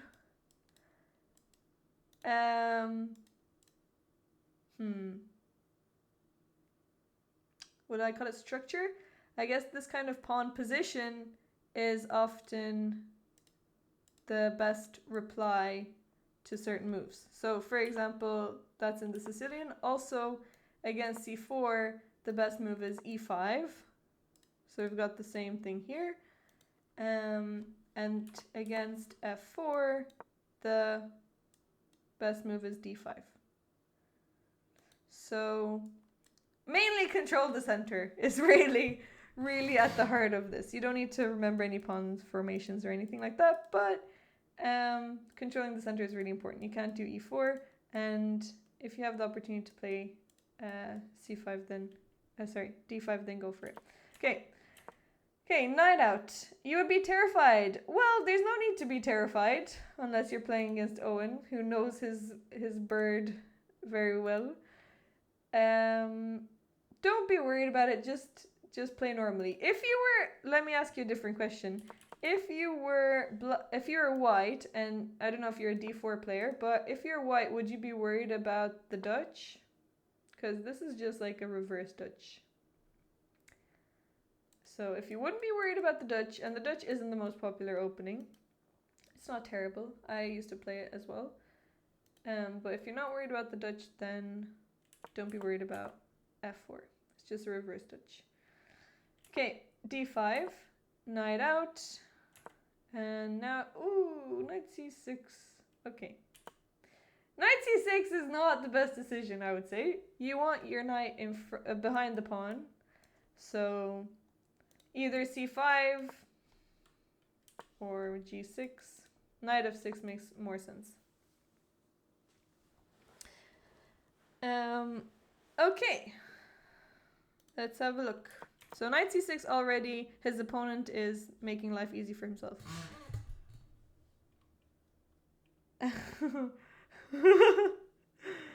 Alright. Okay. Well, you got me there, 17. Owen played e3. Bishop out. Okay, so there are not many games in the database here. Bishop out. Now e6. Okay. Now we're out of book. So here there's only one game and a6 was played. e6 looks very normal. Okay. They got a star for that. And you took the knight. So do you need to rush, I guess? I guess you avoid the knight coming to e7. So if you castle here, maybe knight e7, and now they defend the knight and you don't ruin the pawns. So taking makes sense. I guess there is a rush to take then, so that you get maximum use. Oh, it's theory. Okay, that's good to know. Although not many games have been played in this. Okay, normally double when you can. Okay, that sounds good. Looks good. Okay, so take, and now b3. Yeah, so usually I guess the bishop comes here with this structure because you have not really anywhere to put this bishop on this diagonal where it usually comes out. Okay, knight out, bishop b2. So far everything is just normal bird opening. I'm sure you get this position all the time. Now you played knight e5. And the reviewer doesn't love this move. Knight e5.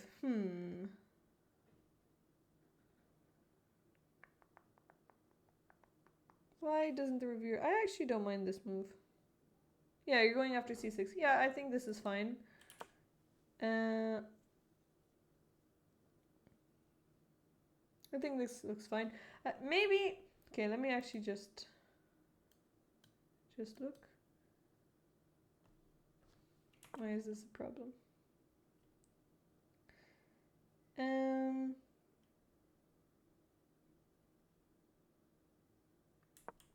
Okay. Well, I guess your candidate moves are d3, castles, and knight e5.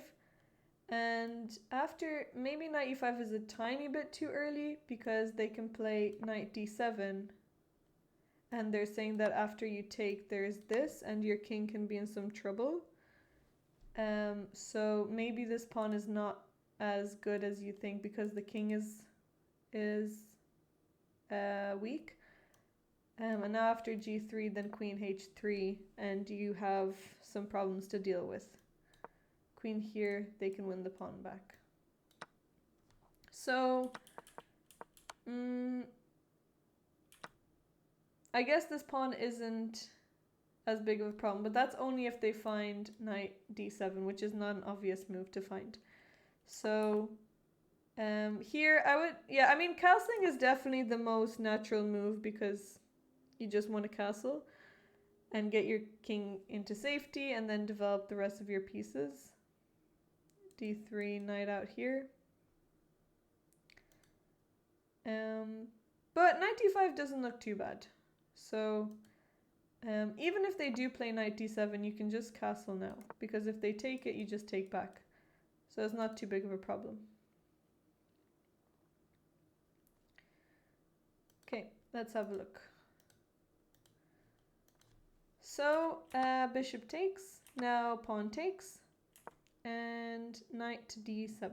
Okay, so you have, well, yeah, you gave a bishop earlier. Pawn structure is, maybe this pawn is actually more annoying for white. You're so curious where this game goes. I'm also curious. I mean, it looks very solid, same like in TJ's game. I want to see how you ended up winning. But this bishop isn't the greatest looking bishop I've ever seen. But neither is this knight. Shouldn't you love this as a college town? Well, with the Colley, I would have my beautiful d3 bishop. And they still have their light square bishop. So it's like an ugly looking Colley, I would say. Colley on top, bird after. Do I support the pawn and reposition the bishop? Oh, the bad bishop. Okay. Okay, I mean, but look, in the future, the bishop does open up. So right now, it doesn't look great. I wouldn't suggest d4 though. I think you're already protecting, so it's fine. I would castle here. Let's see. What will black do? Black can't really attack this pawn anymore. Also, Chris asked, is c5 an issue? Is c5 an issue? That's a good question. Probably not anytime soon. I don't see that c5 is threatening anything. And if they push here, I think I can just leave that there, because if they take, I just take. If you would have time for d4, bishop a3, that would be great. Oh, that would be great to stop them from castling, but yeah, you don't have time for that. But yeah, you can just castle here. Let's say if black castles as well, I would actually play d3 to limit this bishop. Oh, you did play that. Wait, this is exactly what happened in the game. Yeah, d3 looks great. Knight out. You're just improving your position. Maybe you can get this knight into d4, although, okay, you want to be careful about this pawn. So maybe we can relax on knight d4, but knight here. Oh, then you can actually protect your pawn, and then you have this diagonal for the bishop. So let's see what happened. Ooh! Double question mark. Is there a tactic here? Yeah, there's a tactic. Okay, spot the tactic! Spot the tactic, Owen. How much time did you... So you played knight d2 and you spent 8 seconds on this move. This already has lost you... This has lost you 3 points of score. So you're not getting a 10. The maximum you can get now is a 7. Only Owen! If we're analyzing people's games, I will open it up to the... Yeah, bishop a3. Bishop a3. Pin and win! Bishop a3, and then after the queen defends the knight, what would you do? Let's say queen e7.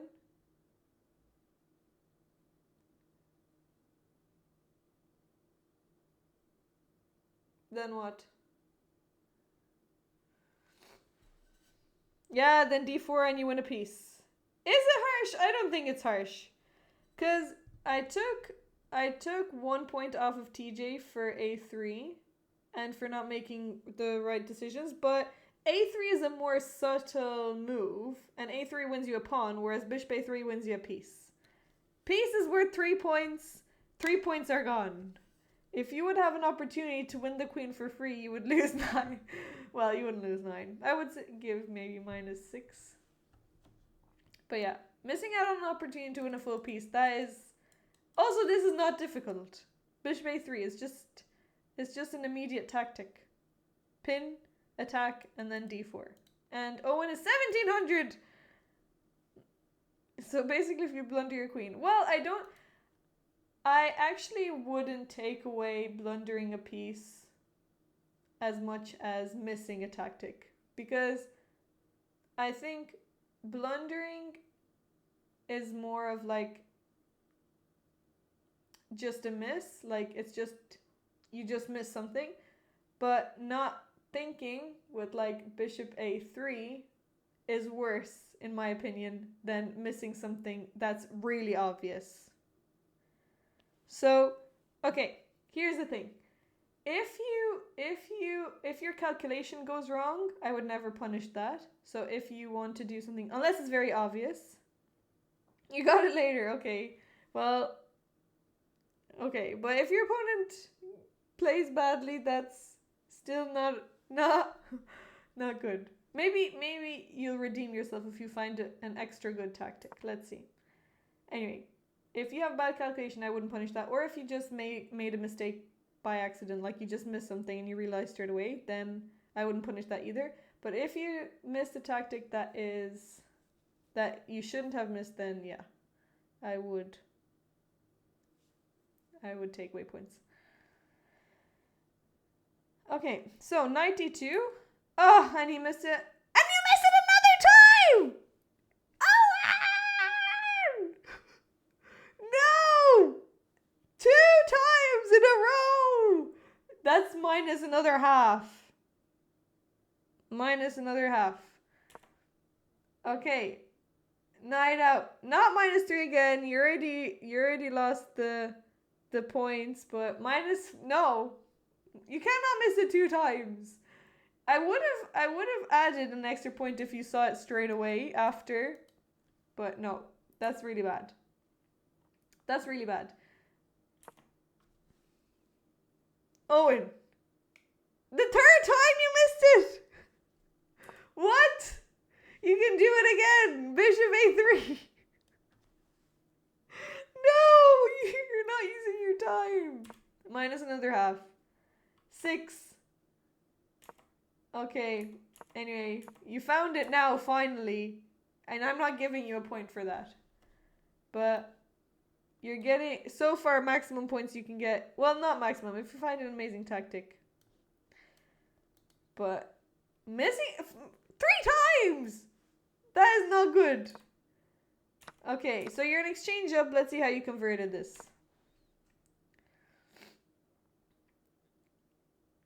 Yeah, you got an exclam, but you don't deserve that exclam. You missed it 3 times. That's not good. You always need to look at forcing moves. So here, okay, you don't have any, well, you do have 1 capture. You have 1 capture. That's all you need to consider. 1 capture, and what threats do you have? You've got this threat, this threat, this threat, and this threat. This one loses you a pawn, so you can't do that. This one blocks your bishop, doesn't really help your position and gives you this square.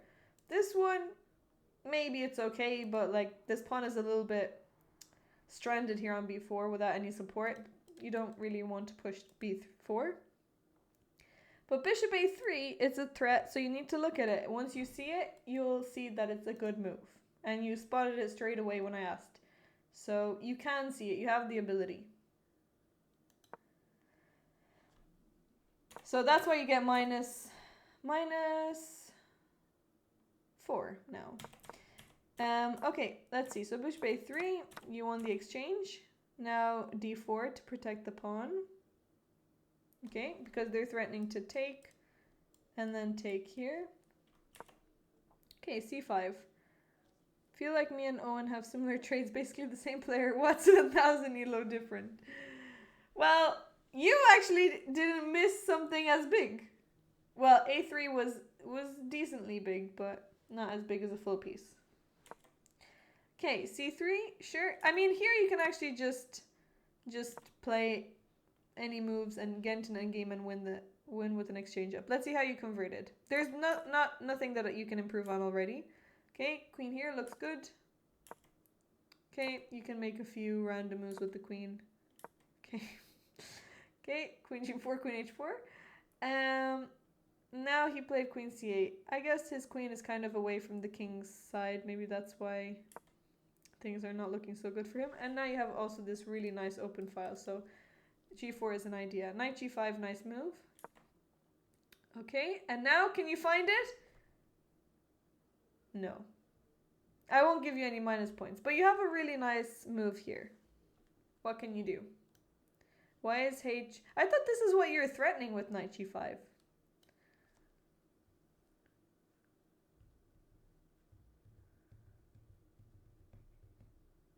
What can you do here with white? Maybe this is not so obvious, but similar tactic. Sledgehammer, I will ban you if you keep answering someone else's turn. This is all for Owen. G4. G4, they will just play bishop G6. Sorry, no. G4, they can just take your knight and attack the queen, so G4 doesn't work.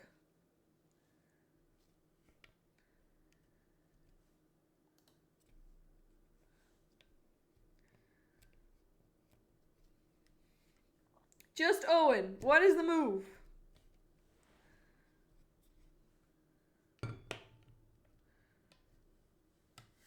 Raul!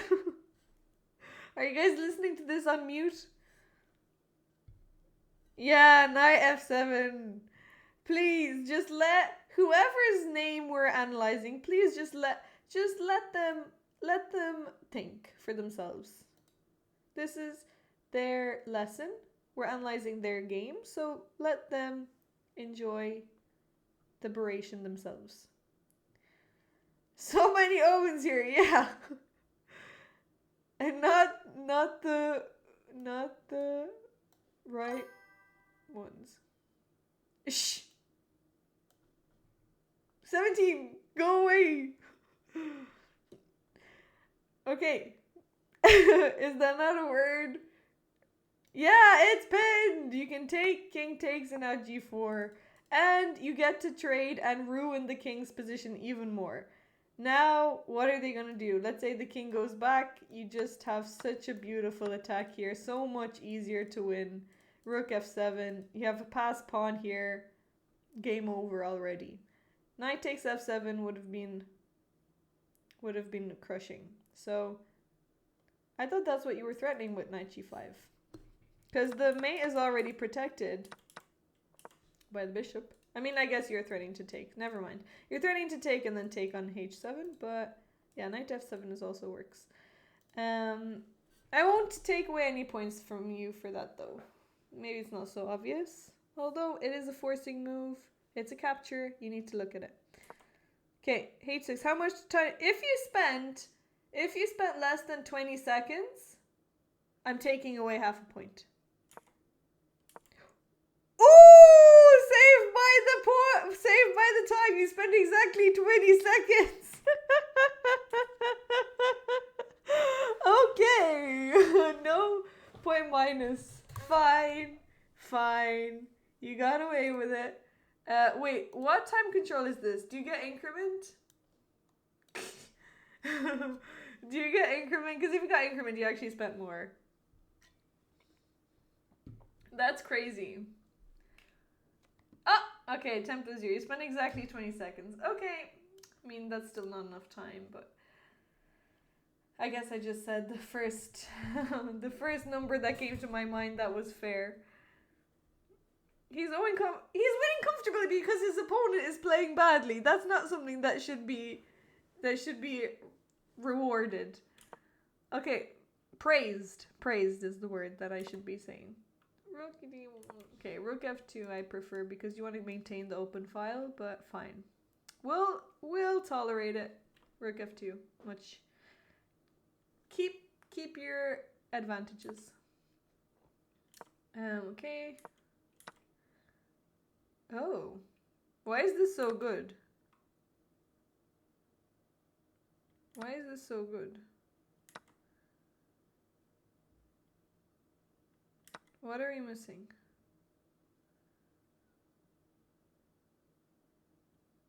What? I don't get it. Maybe here it's better to take with the queen. That's why they don't like it. So that you can not let this queen have free reign over here, but...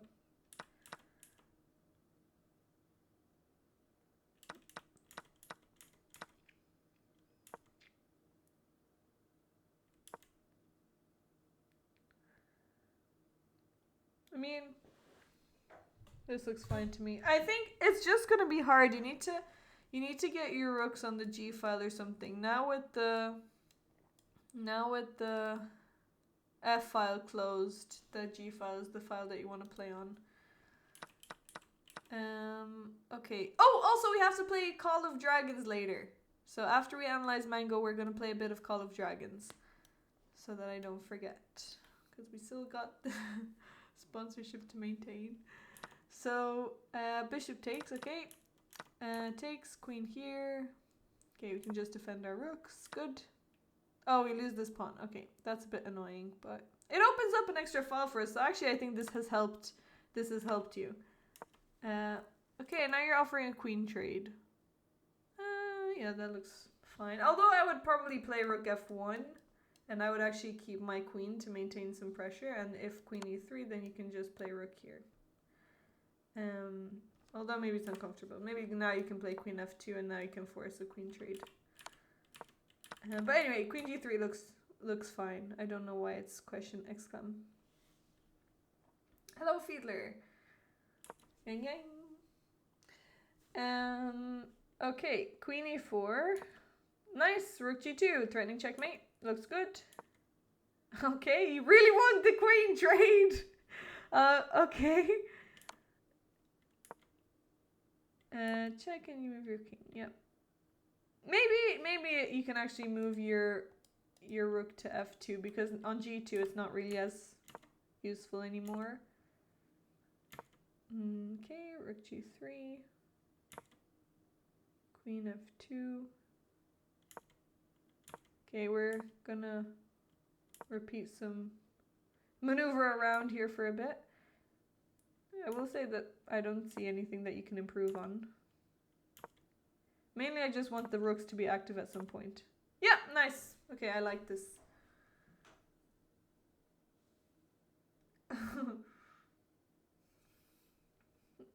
Question excellent Fiesta. Yeah, I mean, this is tough because it's not easy to play this with black. I don't agree with some of these things because they're just playing. I was trying to get the queen out. Yeah. I mean, this looks good. You're getting your rooks active, and now they're on open file and doubled up on the only open file on the board as well. Okay, back we go to f1. Actually, I do like this because now we can take control of the f file without the queen being in the way. Nice, queen f6, really active, really nice move. Now we can take on h6. Yeah, this looks really good. Oh, yeah, well done. And now, okay. So I won't only Owen. If anyone speaks other than Owen, I will ban you. And I'm not, and it doesn't matter if you're a VIP or whatever. Do not speak unless you're Owen. You will gain, so right now you're on 6 out of 10. You'll gain 2 points if you find the right continuation. Do not speak. Only Owen speak. You gain 2 extra points if you find the right continuation. If you don't, I'm giving you an extra -half.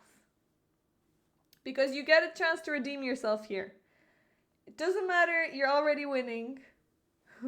But you have the chance to checkmate. You've got mate. I'm not going to say in how many, but find the shortest mate that you can.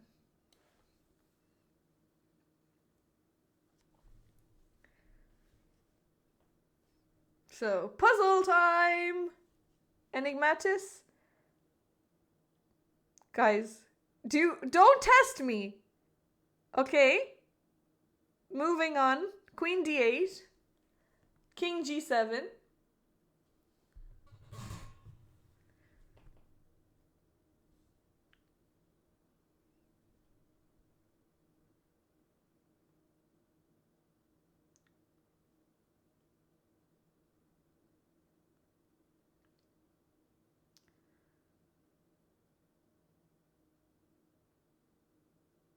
Sure, I mean, I was gonna say the other one, but okay, this one is just a little bit less accurate because the queen can take on g1. But you have the idea. So rook g2 is a bit more accurate. Yeah, so queen g8, king g7, rook g2. And now if the king goes to h7 instead of h6,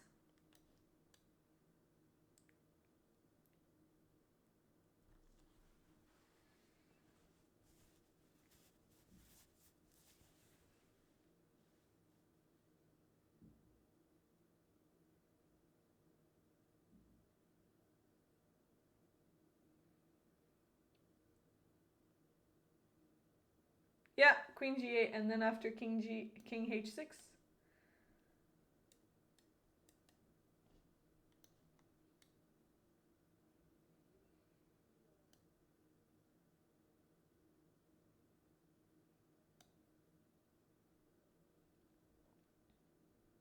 Yeah, queen h8. Well done. Okay, I'm only gonna give you.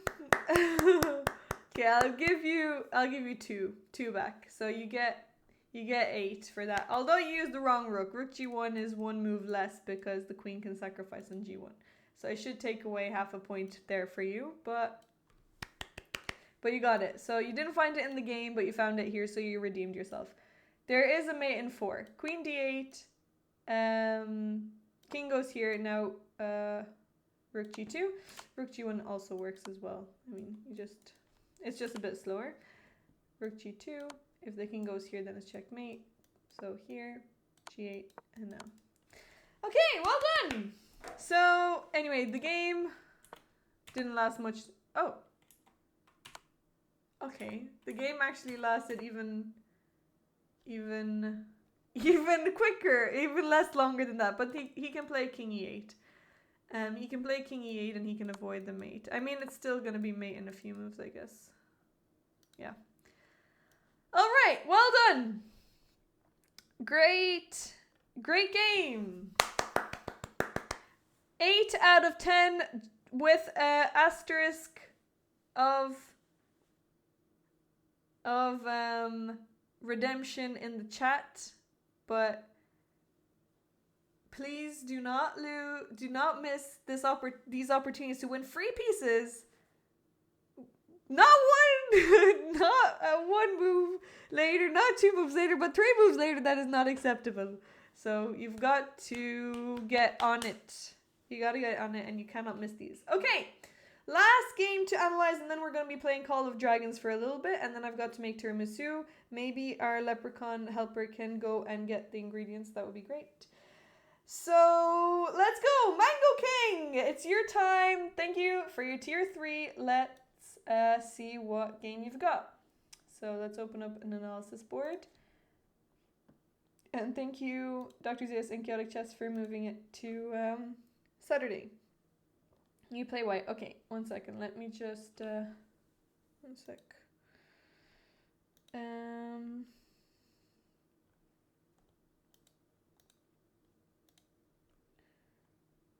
How do we do this again? Oh yeah, learn and then classroom. Oh no. Okay, here we go. Okay. Let's copy this. Short game, only 20. Oh, you checkmated? Okay, we've got a miniature. So we've got a...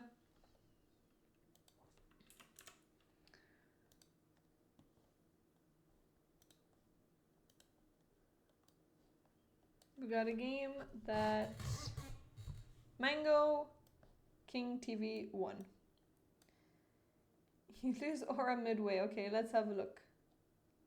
Why do I have a feeling this one will be very good? Well, let's see. Okay, e4, e5. Knight out, knight out. So far, normal. Let me just have opening explorer open. Knight c4. Sorry, bishop c4. Yeah, we've got the Italian. Oh, okay. So now we're already out of book. Knight a5 isn't a very common move. What did you play? You played queen e2 to defend. Am I missing something here? What can you do?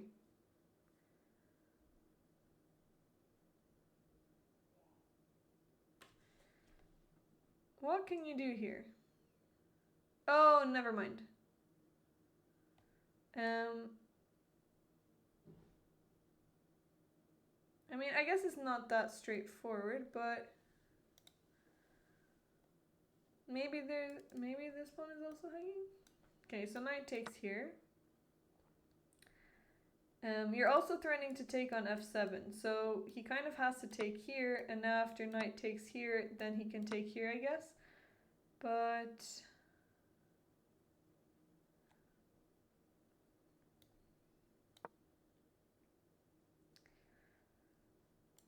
I mean, I would prefer white here. I would prefer white here. It's actually not as bad as I thought, because d5 also attacks the knight.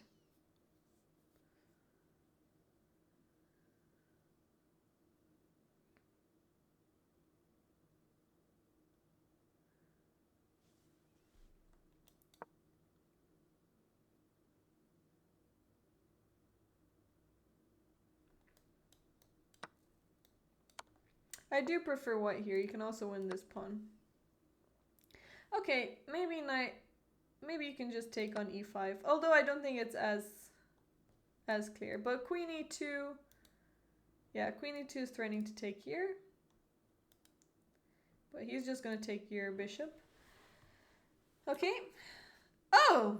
Okay, knight g4. Okay, knight g4. Interesting. So what did you play here? You played rook e1. Okay, only mango, but what should you play here? What move would you play here if you had another chance?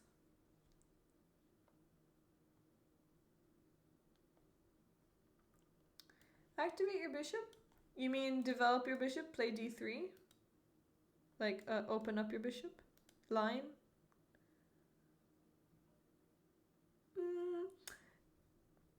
You have a forcing move here. So forcing moves are checks, captures, and threats. You have a nice forcing move. What? Yeah. This knight needs to be punished.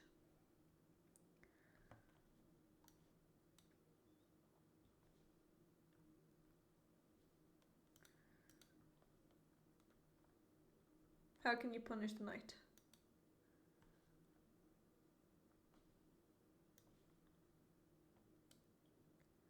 This is similar to TJ's game, eliminate the defender. So you want to take this pawn, but the knight is protecting it. So how can you kick the knight?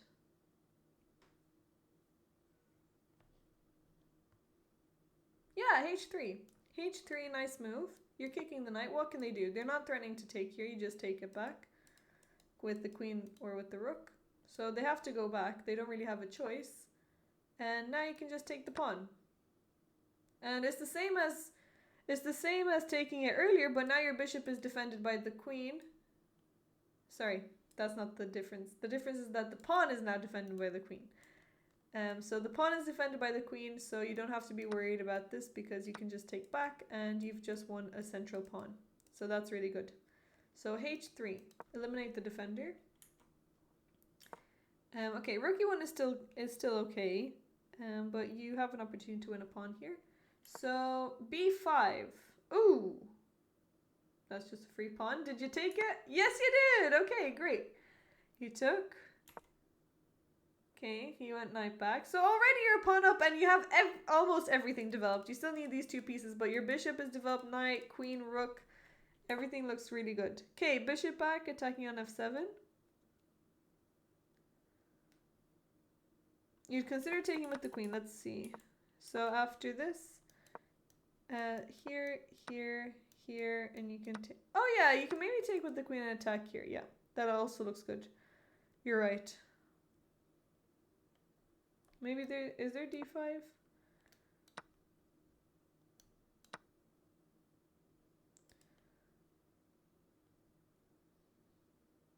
Yeah, this also looks good.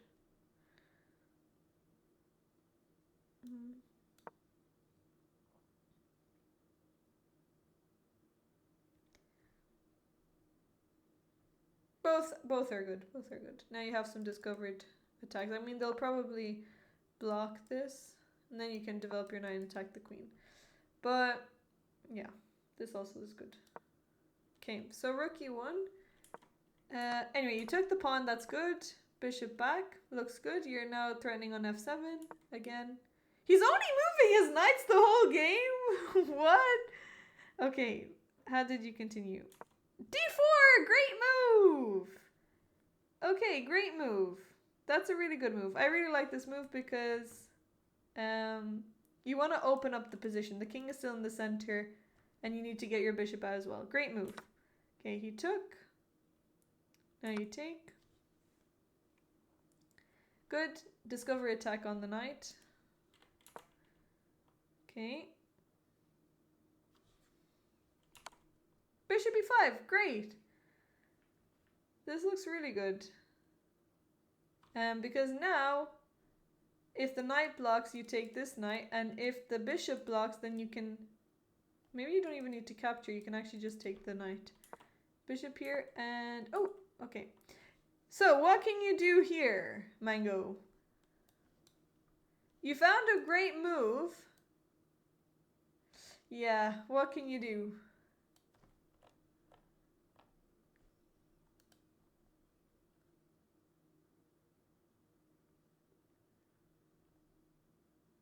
Yeah, the bishop is pinned, so you can take the knight. Well, he did move his bishop, so he ruined the challenge already. Yeah, you can take the knight because it's pinned. The important thing is that your bishop is protected by the knight. I missed that for a second before, but if the bishop was not protected by the knight, then it wouldn't work. Because he would just take the bishop back. But yeah, the bishop is protected by the knight, so you can just take the knight for free. So I'll give you -half for that. It's not so obvious. You're relying on your calculation, but also missing the pawn is kind of a bigger deal. So I'll give you -1 for that, for missing the pawn at the start. Or h3. So -1.5 so far. Okay, let's see. d6, bishop b5. Okay, bishop d7. Yeah, I mean, this is not so obvious to see. And I'm guessing that I'm also, the way that I'm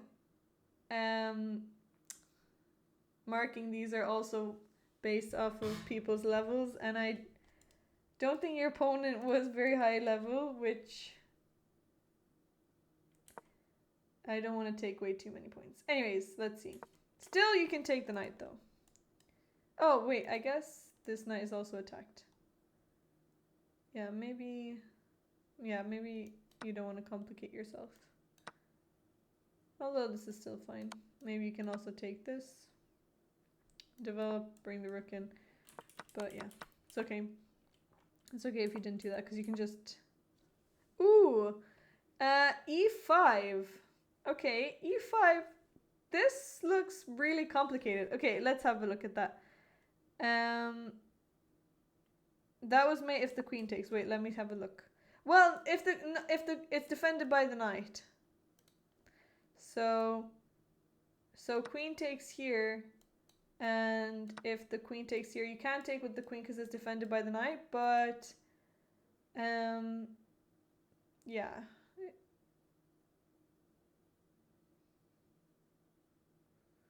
Can't really play b4 to kick the knight either because the queen will just take. So I would say the easiest is to just take here and just develop the rest of your pieces and bring the rook in. But okay, use all your energy on the next 3 moves. Okay, let's have a look. E5 is a really ambitious move, but I need to calculate this for a bit because isn't your bishop attacked?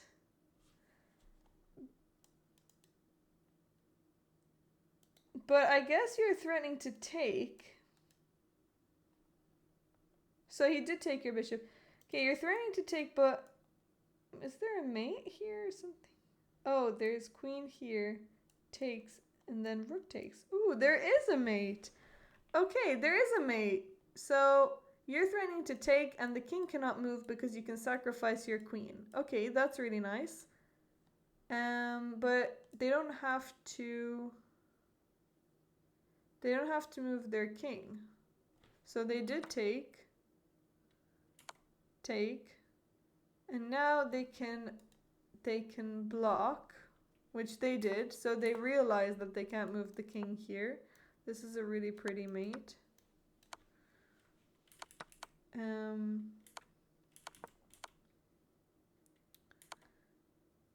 Okay, so they blocked, which is kind of the only move that they can make. They can't block with the bishop because it's still pinned. Good luck. So biscuits and biscuits. Yeah, biscuits and biscuits, and I guess we can make coffee. We have mascarpone, we have cream, we have eggs, and Coca-Cola. Cola? Yeah. Okay, thank you. The grocery man is off to get us things for tiramisu.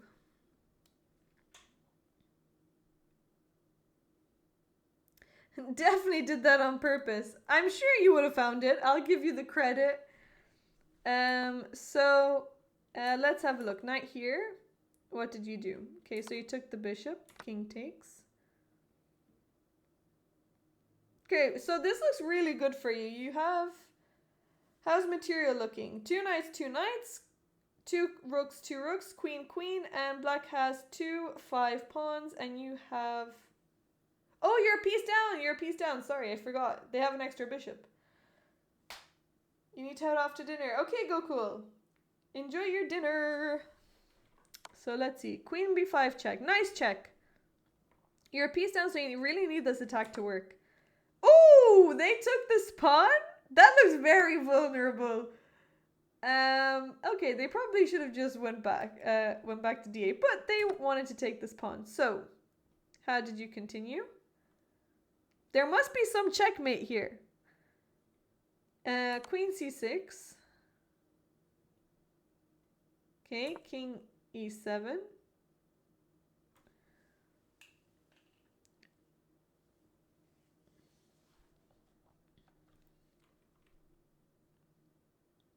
Okay, where's the mate? So,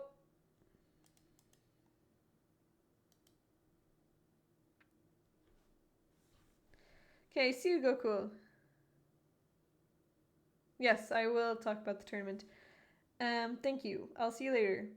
So, okay, we need to, I guess we actually do have a mate here. Woo! You found it!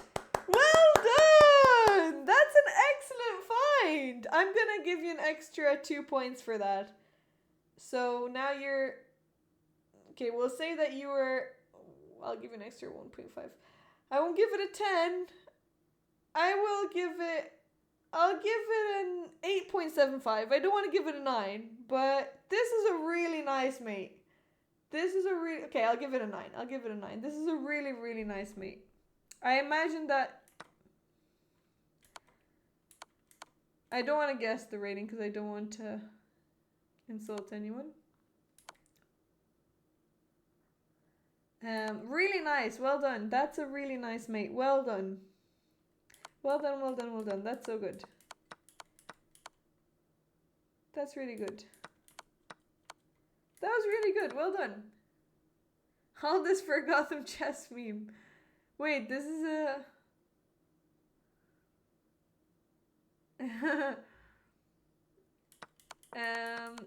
Okay. Some small improvements. Maybe this isn't the most accurate way to play because they don't have to allow that to happen. Like after this knight e6, king takes here, they can just play king here. And it's not so easy for you to continue. If you take this, then knight takes, everything is protected, unfortunately.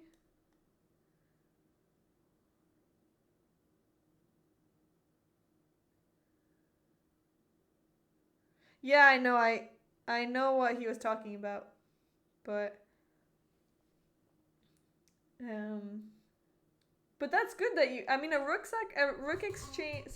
exchange sacrifice is, if you do it correctly, it's really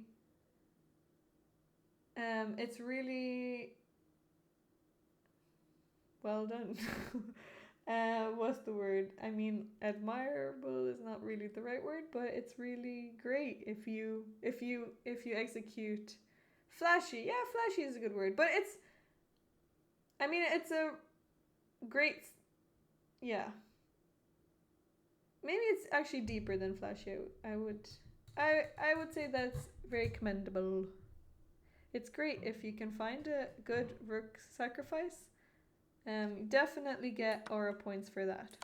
So you lost some in the middle for missing the free knight and maybe not taking the e5 pawn or playing h3, but you got them back with this. So I will give it an 8.75. You put your elo on the server. Okay, what is it? Okay. I mean, finding this for 745, that is really good. That is quite good.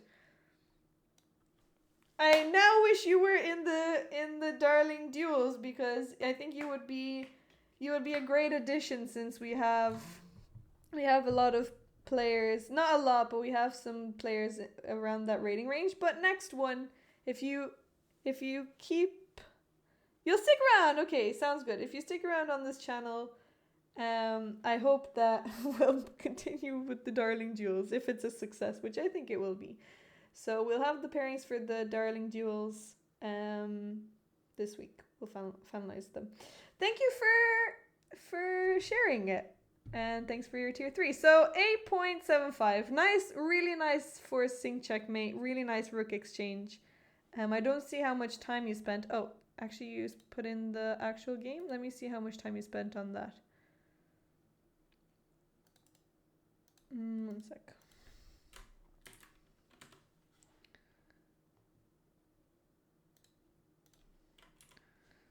How much time did you spend?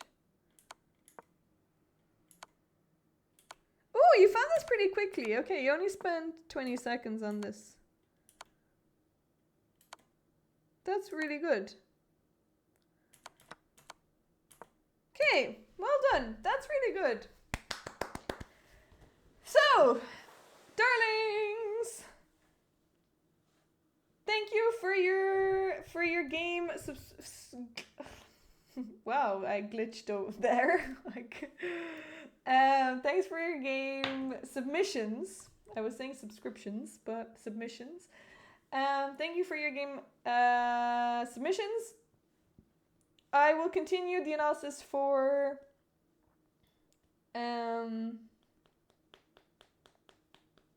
Chaotic Chess and Dr. Zeus on Saturday, and now we're gonna play some Call of Dragon for a few minutes. Maybe close to an hour, maybe not. I don't know. We'll see how it goes. But we've got to play some Call of Dragons. So let's get to it.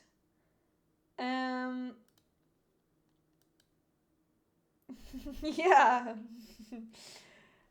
Let me change around the titles and everything. Okay. Let me... I ain't sell no soul. Do I have one to sell? That's actually a backhanded compliment there, Vulgar Bandits. I'll take it as a compliment that you're saying I've got a soul to sell. I'm already a chess.com partner streamer, so that should tell you all you need to know. Diana, I will try your game, but if it kills my laptop, never again. No, don't worry, TJ, don't worry. Honestly, don't worry about it. I'll just play and you guys can enjoy the visuals. So, don't worry about downloading it. I don't want you guys to hurt your laptops. I can take it how I want it, vulgar bandits. Do not clip that.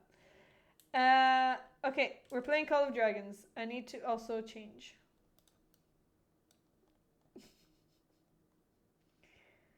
One sec.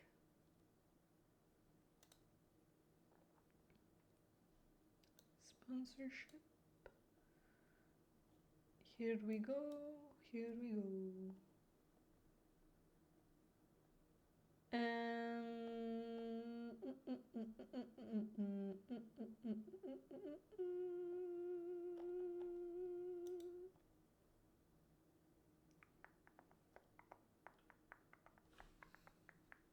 We're gonna be playing again later this week too. So let's go to here, and I'm going to add our magic banner.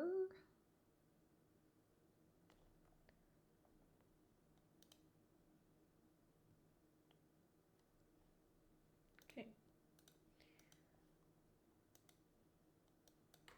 So, Call of Dragons.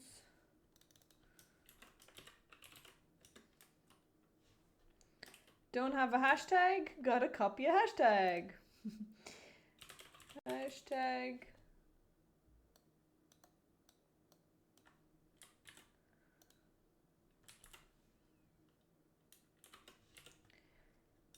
No, vulgar bandits! No! No, no, no. Okay.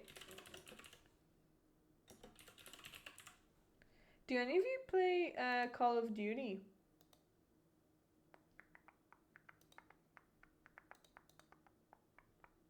What do you think about it?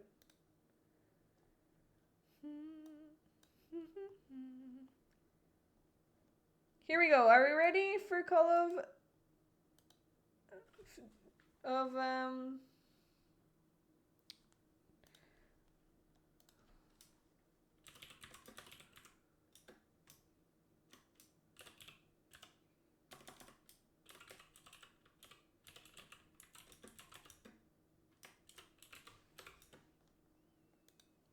Hey Jaeger, good.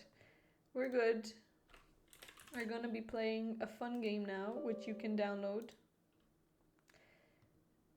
with the link here. Does it work? Oh no, I have to enable it. 1 second. Let me enable it. Okay, here we go. Does it work? There we go. It works.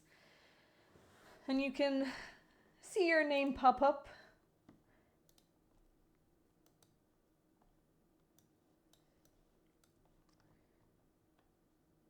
If you want.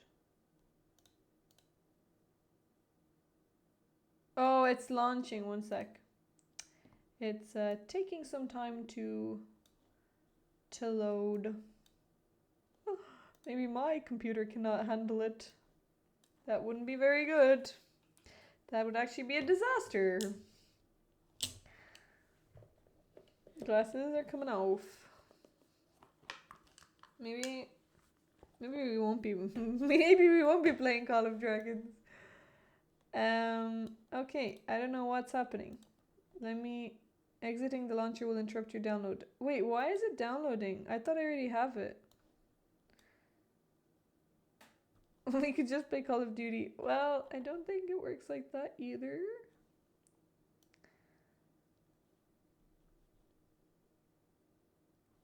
Okay, should be here in a few seconds. Let's play a quick bullet game before we go on.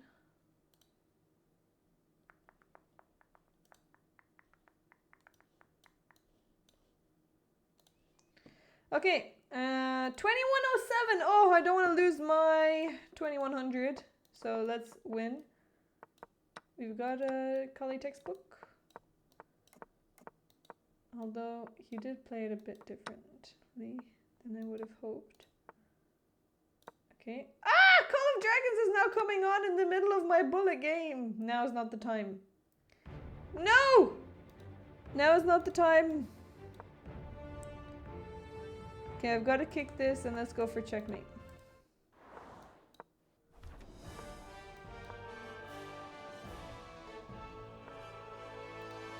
Let's take that one.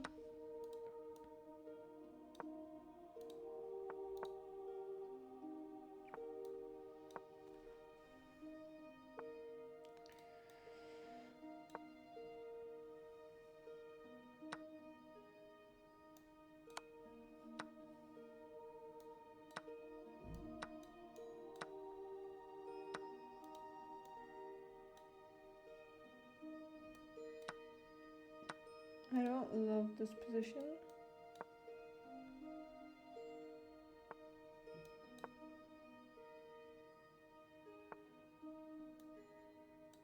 Damn.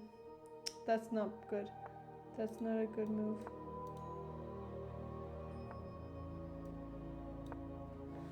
What am I doing? Frick, I actually... Ah! I've got to move. I've got to move. I've got to move. I've got to move. I've got to move. What am I doing?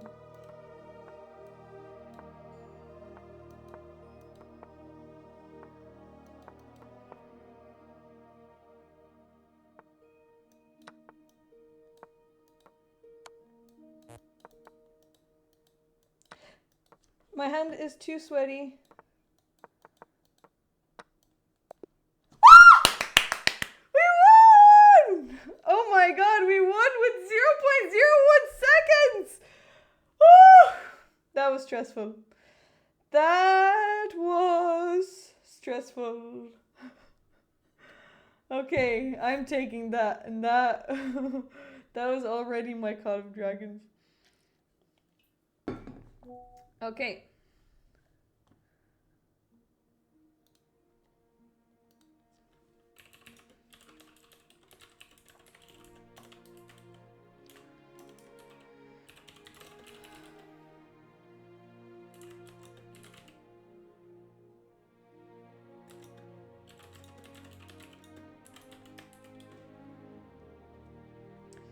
Are we ready? Why didn't I take the free horsey? I can't remember. Cannot remember. Here we go.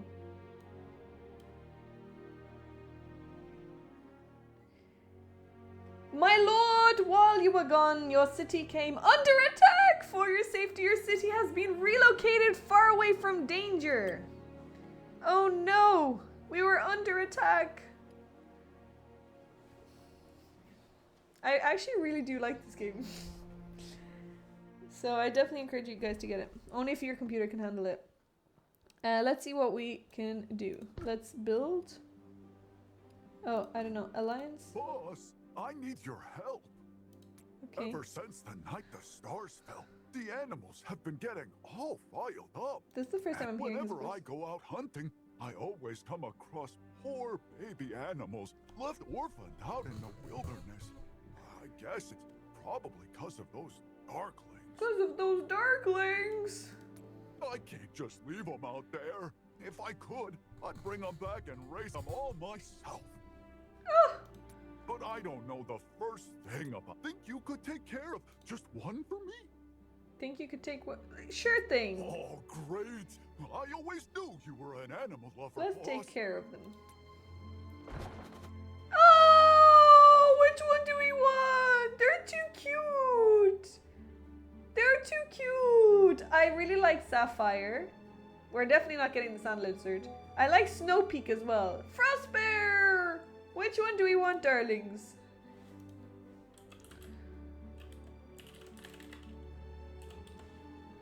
I like Saph. Yeah, I like Saph as well. This looks like How to Train Your Dragon, but I really like Snowpeak. Snowpeak has some cute character.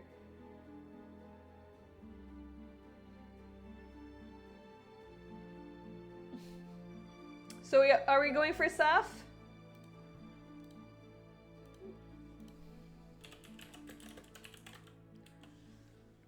Snow looks mean.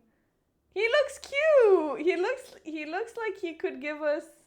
He looks like he's a darling, to be honest. Snowpeak looks like a darling. To be honest, they all look like darlings. Maybe Sand Lizard not so much, but actually Sand Lizard maybe. Looks like some darlings. I could imagine these darlings behind the chat. Okay, let's go for Sapphire. Oh, so beautiful! Sapphire Fey Drakes are pretty, but they prefer to be left alone to practice magic. Sounds like a couple people I know. Snowpeak Rocks are born hunters who always catch their prey. Frostbear are simple souls who love to sleep. Guess, I'm gonna go for Frostbear. I relate too much to Frostbear. I like to sleep. We're going for Frostbear. So you're gonna take this one? Yeah, I'm taking the Frostbear. I've made my decision. Thanks, boss. This little guy's gonna be in good hands. Stream title is sus? We'll let it be. Okay. May Shan help it grow brave and strong. Okay. Time to go check out the pet sanctuary. Let's go to the pet sanctuary. Oh, look at it! So cute! Whew. Boy, I'm tired. Finally got that little guy set up in the sanctuary. Oh, I'm already out of breath. Ooh, this place is still a mess. Guess I'd better pick up a broom. Should we get him to clean or should we leave the cleaning to us? What should we do? Leave the cleaning to me? Do we want to be nice? Should we let him rest or do exercise?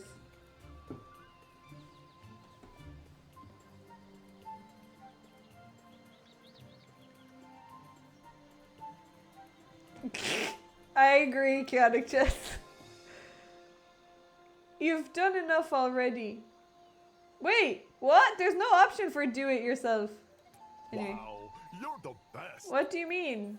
So either way, I'm gonna clean it. I guess I still had to do it. That.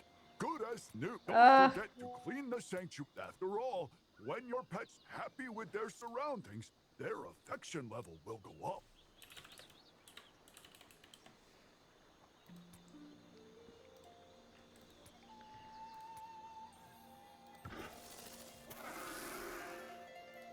He's relaxed already. All right. Best meat, beast meat received. Beast meat. Okay.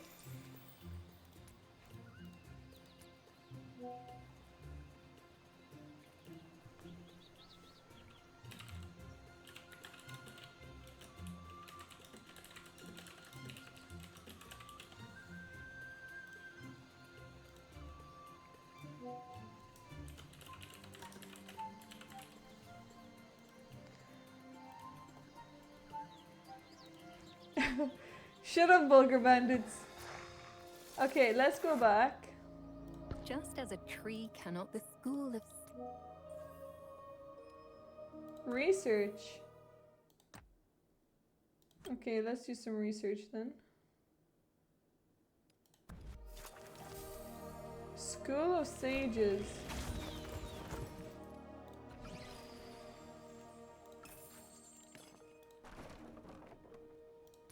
This reminds me of Farmville.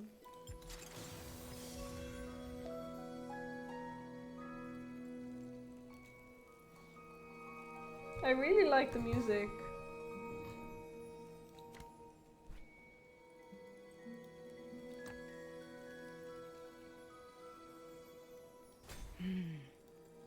Could this be of use to our forces?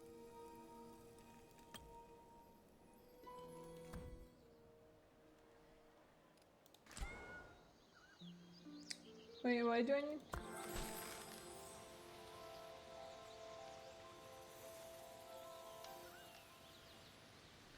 Wait, what? Oh, I don't have enough.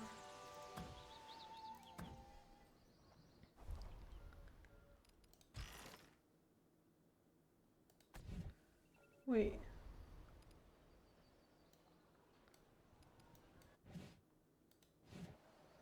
Wait, so what do I need? Oh, I have these things that I need to do.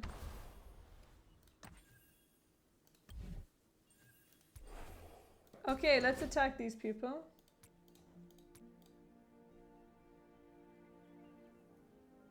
Oh, create legions.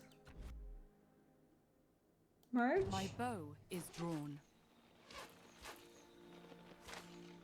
How do I join an alliance? Oh, we don't we don't satisfy the requirements.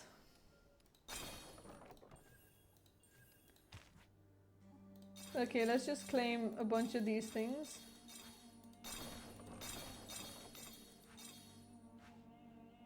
Okay, miracle workers.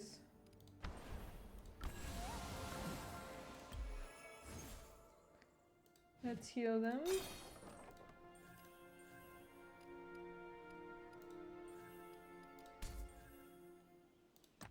Talent trees. Every time you level up a hero, they gain talent points. Okay, let's level her up. Wait, can we upgrade her more? Okay.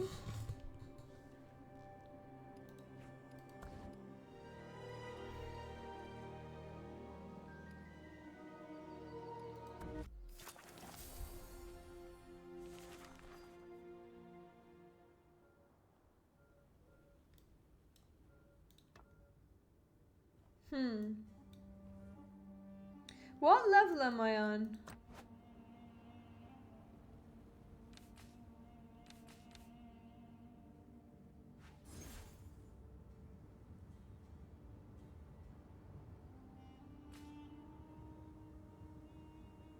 Lord Darling Leader. That's what you guys should address me as. Lord Darling Leader. It's no fun fighting alone if you need companionship as you travel the world. The Famila Horcor Alliance waits. Okay, let's join them. Alliances are fun. They always help us.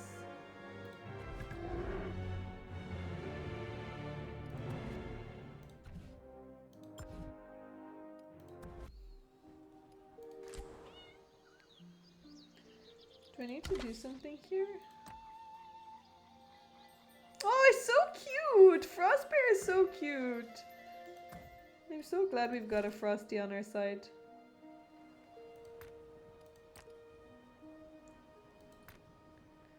Oh, we've got to claim a bunch of things here, I guess.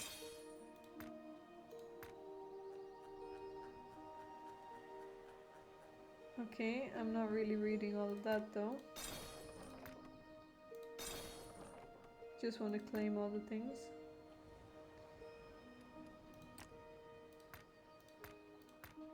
Okay.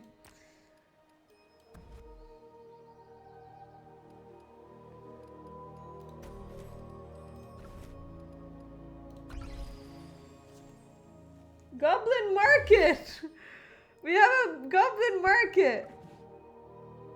Do we want to get anything from the Goblin Market? Well, how do I know what I need though? Let me just see.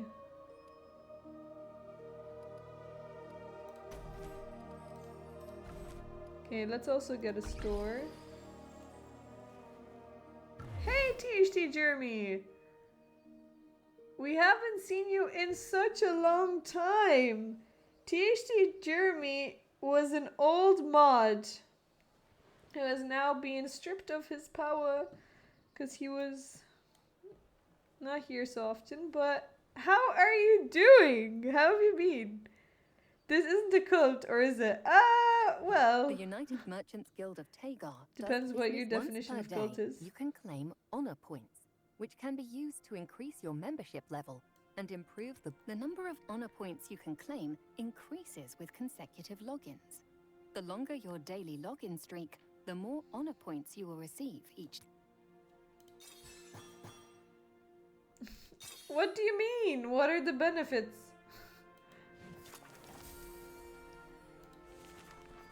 You get an awesome leader, isn't that benefit enough?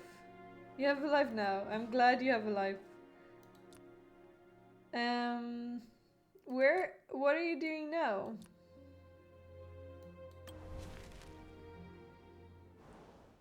I've got a village discovered.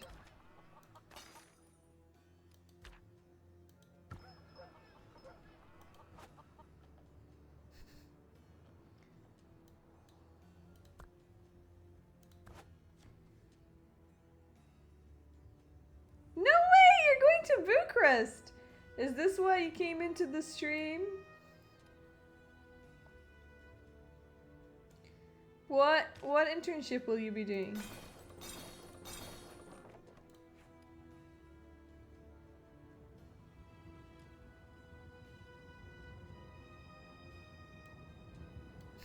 Wait, do you get free healthcare in cults?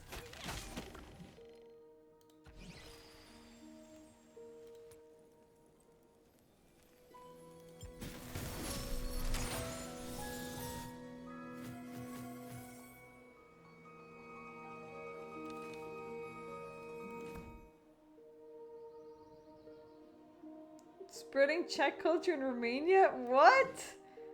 That's a thing? That's too funny. Where's the Czech culture in Germany?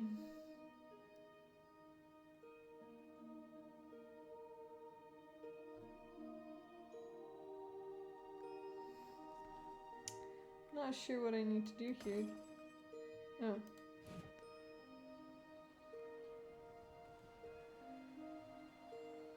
Oh, there's in Britain.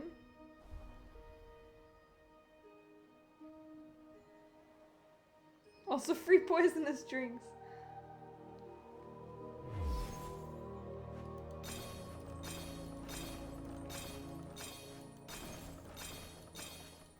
I'm getting a lot of things there.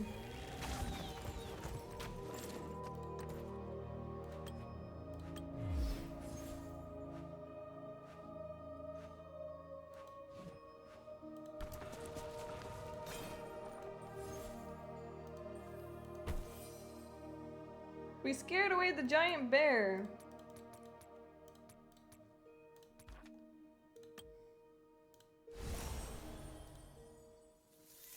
How's life here? Life is really wonderful here. I don't know if you've been here since I've moved to Germany. I'm in Germany for 2 years now.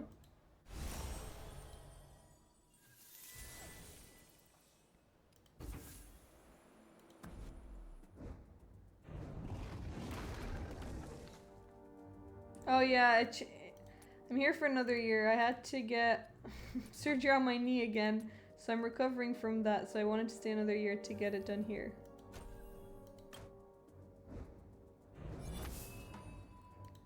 Okay.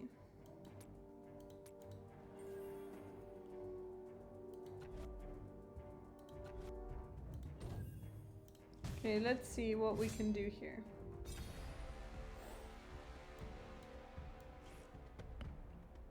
I accept your chat. Ready to go.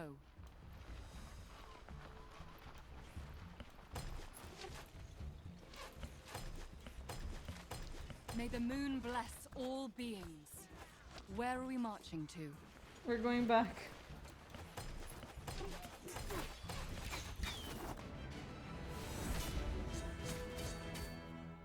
You weren't here for a year, yeah.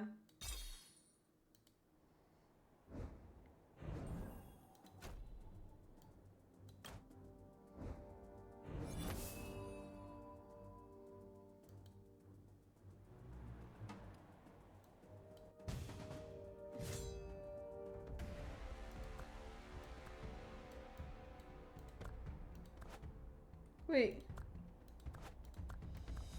I don't know. What are we supposed to do? We're friends now, right? Wait, we're friends, so... Wait, am I supposed to go somewhere?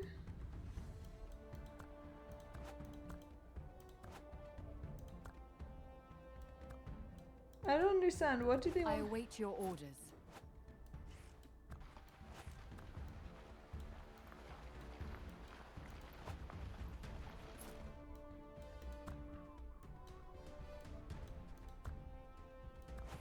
I am always on guard.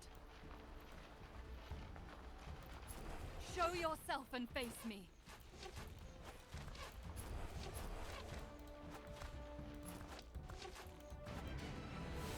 That was weird.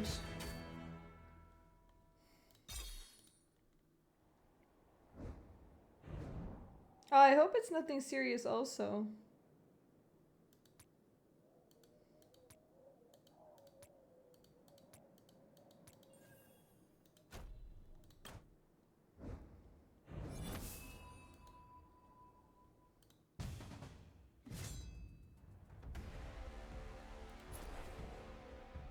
I hope we won't have to face a behemoth. I'm not sure. Like, am I supposed to drag? Oh, I I am click on always her. On guard. Show yourself and face me.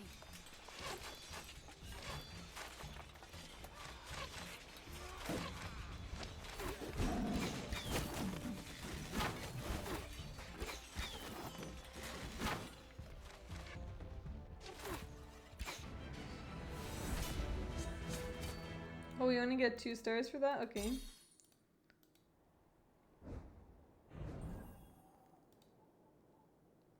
Wait, who's this? Okay, we have to unlock this first.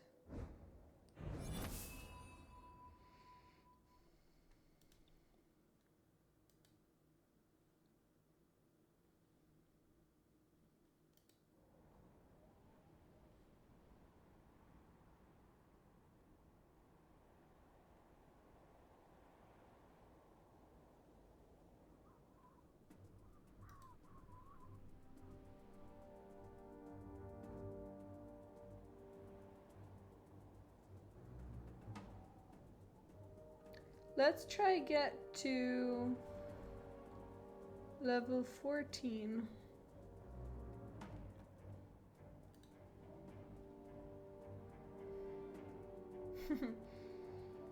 It's still there. That just shows either how much we love you or how much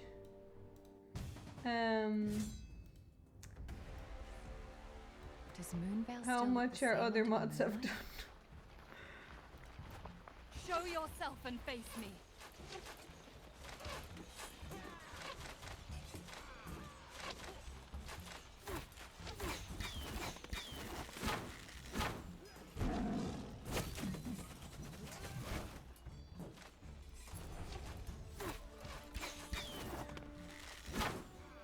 I must redouble my efforts. Okay, retry. Oh, we actually didn't win that.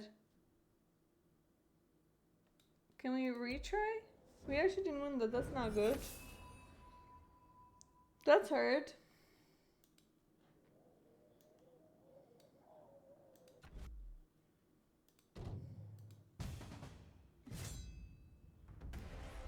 I await your orders. Show yourself and face me. May the moon bless all beings. Wait, am I supposed to do something?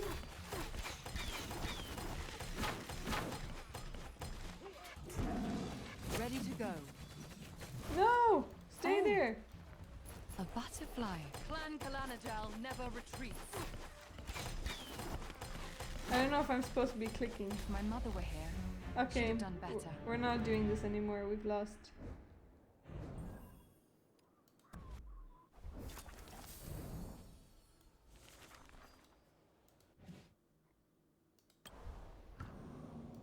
I won't let you down.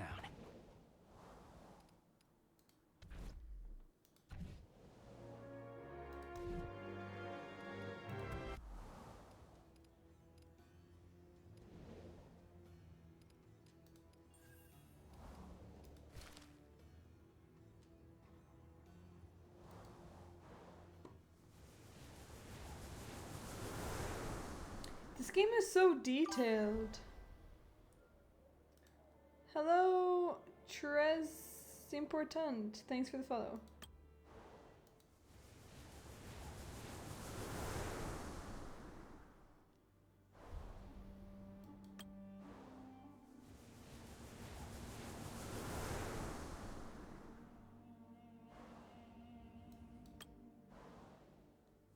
I'm not really sure what the heck is happening here. What is this?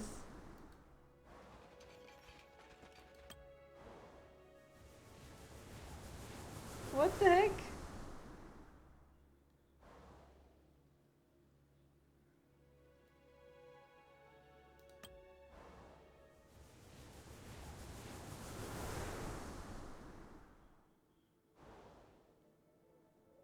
Am I supposed to keep doing this? I don't think so.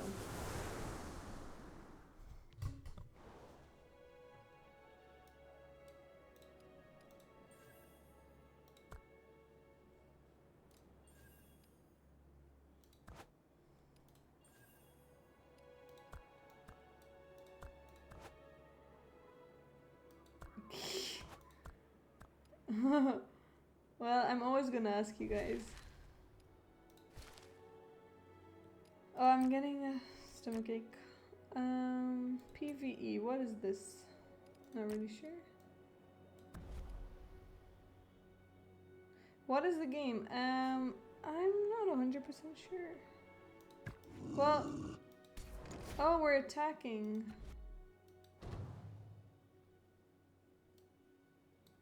Oh, never mind. We've just got to like do the tasks and things. It's called Call of Dragons. But I've never played something like it.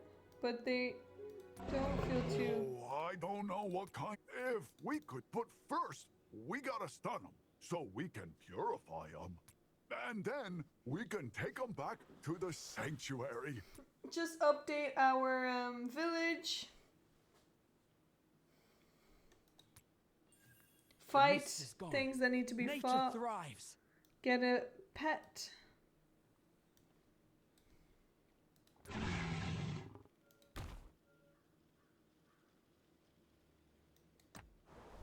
This is my favorite part of it, is just like updating our thing. Wait, I don't know.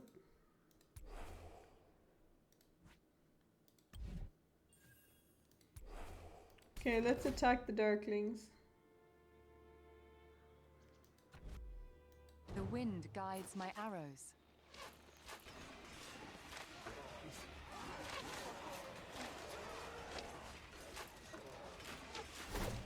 Just aim, draw the string, and fire.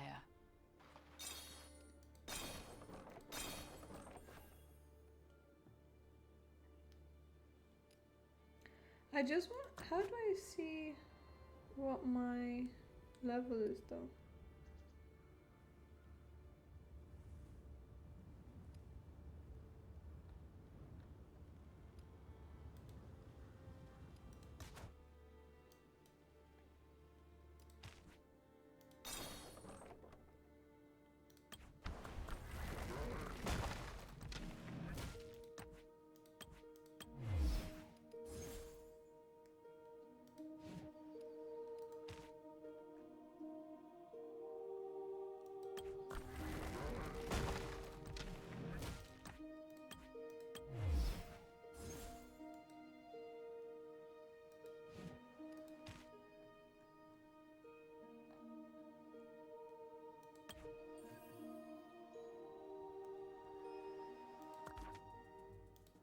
Wait.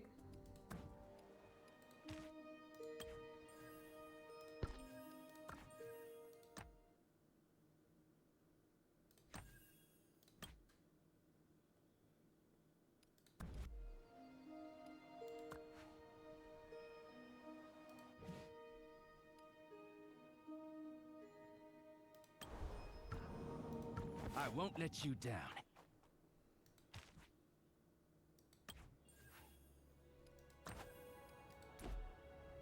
Oh, extreme makeover. Oh, I like this one.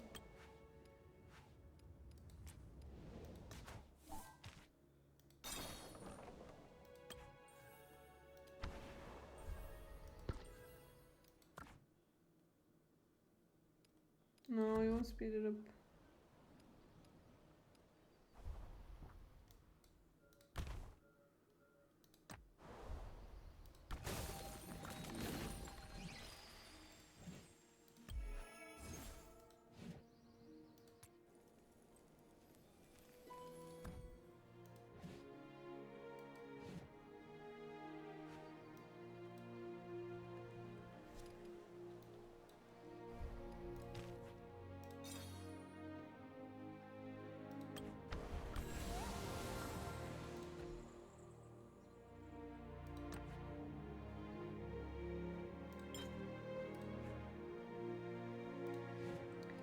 "24 seconds."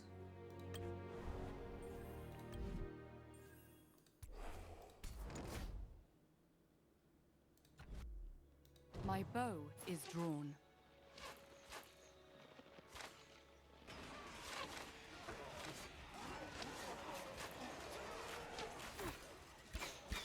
Just aim, draw the string, and fire.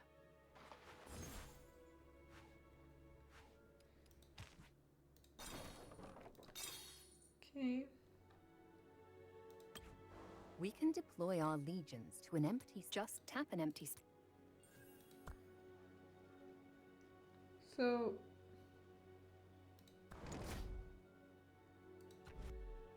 The wind guides my arrows. why would we deploy? Wait, why would we do that?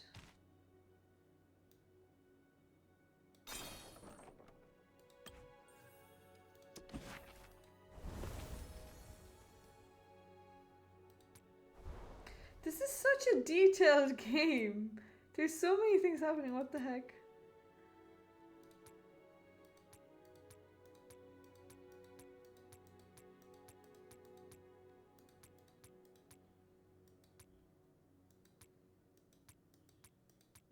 I'm so hungry.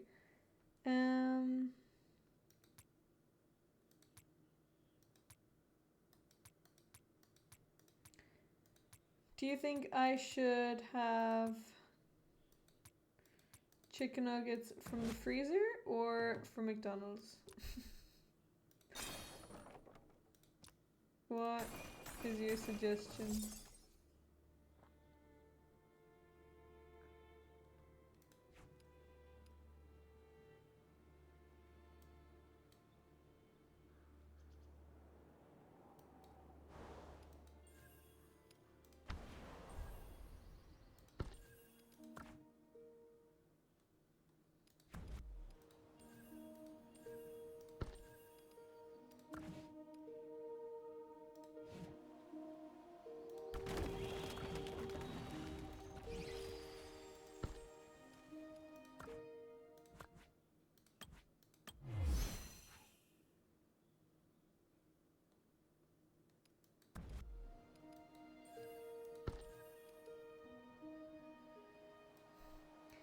Does the freezer serve McFlurries?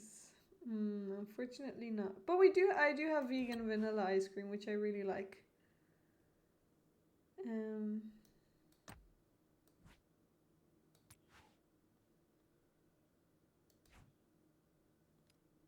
Wait, so am I?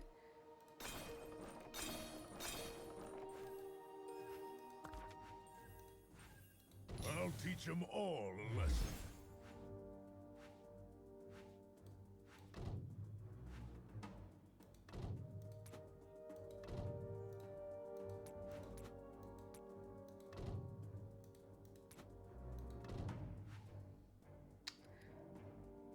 You have my bow.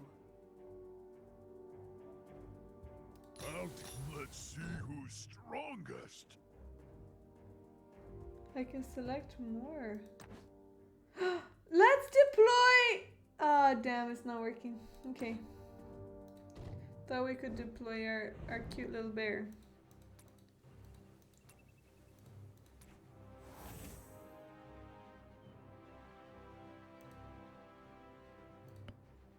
Also, the annoying thing in Germany is that they don't really have great McFlurry flavors. I like Oreo, but they don't really have them. Like, a lot of the times they'll just have some like either chocolate or caramel sauce, which is kind of boring flavor.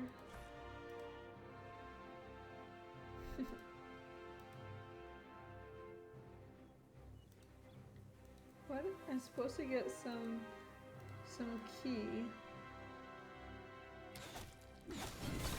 A bratwurst McFlurry! Oh my god. What is everyone's go-to?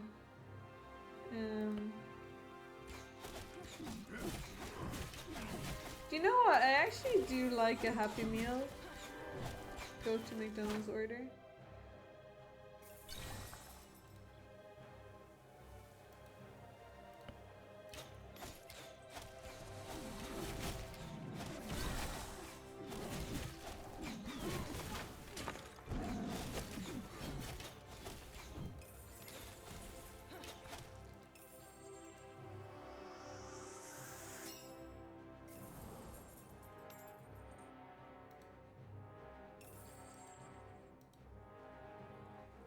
Oh yeah, well there's loads of kebabs here. I'm not sick of kebabs, but I'm not in the mood for a kebab. I have them very often. Not very often, but I do have them a lot. I had a really good one recently. Oh, KFC. Yeah, they don't have KFC in the city that I'm in. There's actually only McDonald's.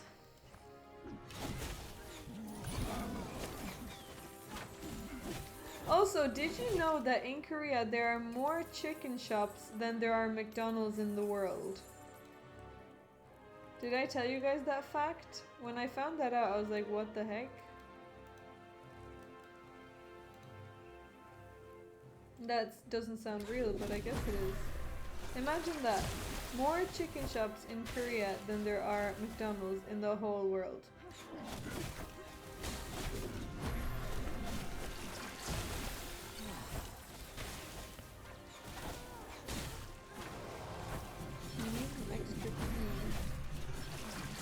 Oh, we got this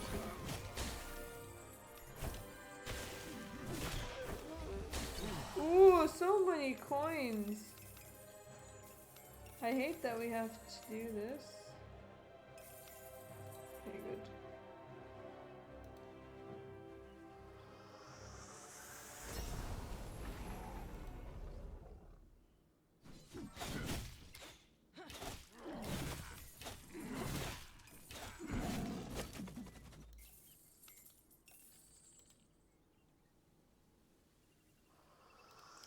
Wait, let me tell you guys the funny thing that happened in German class. I never told you that.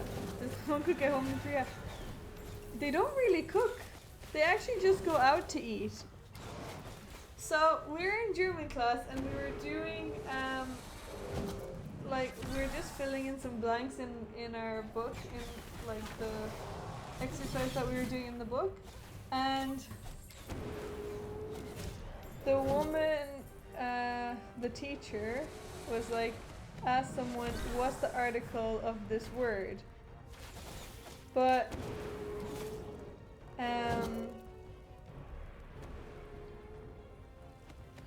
so then she was like, oh, it's zum, which is zu plus dem, but the article in front of the word was D, so it wasn't really related to zu and dem, but you had to like do this other thing to it, like, which is I think accusative. And I looked at everyone, so she asked the person what the article was. They replied with the article, and then she went on to give like an answer that had nothing to do with that. Not nothing to do with it, but it was like she like skipped a step, and everyone just like nodded and wrote it down. And then I was like looking at everyone, I was like, what? What do you mean? Like, what was the point of her asking what the thing was, what the article was, if it's completely different? And then the guy next to me, in the thickest Balkan accent, like, I actually thought he was Romanian at the start, but he's Serbian. He looks at me and he's like, "Das ist Deutschland." And I burst out laughing. It was too funny. It was the funniest thing because it's such a like Eastern European thing to say, like, what do you expect? It's just Germans. But it was too funny. And I burst out laughing, and then now I'm just the entertainer of the class. But it's really funny. And I've never been in a like situation where people don't speak English, but actually not everyone in the class speaks English, so we communicate through like broken German.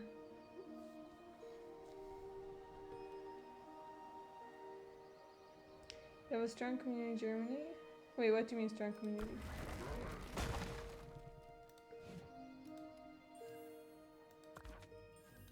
Oh, I have to do this, but we already lost. Can't wait.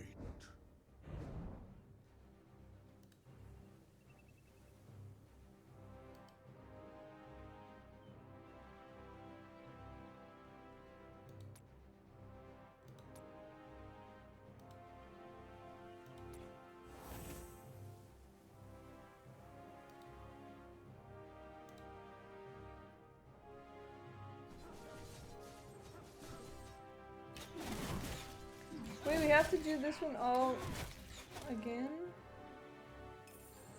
Oh, well I don't know. I haven't met any Romanians here. Sometimes I hear them maybe. Like one time I heard one in Stuttgart, but there's a lot of Turkish people, but I haven't seen that many Romanians. I wouldn't say it's the main.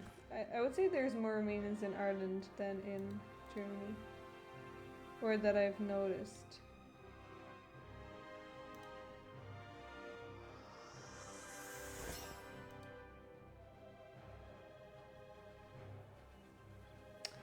Okay, I'm actually going to. Am I going to continue? Okay, we need to stream another hour.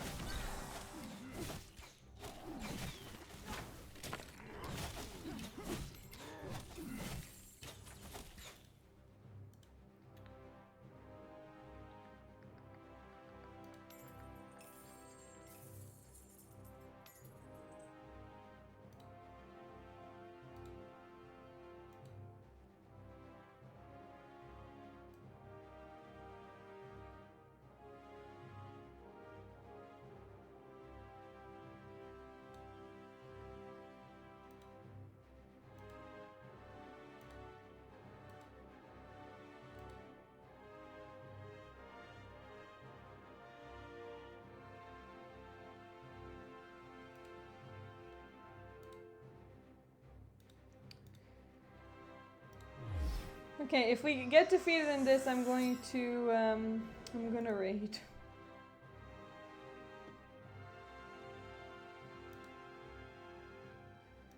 Wait, are you ready? Are you already home?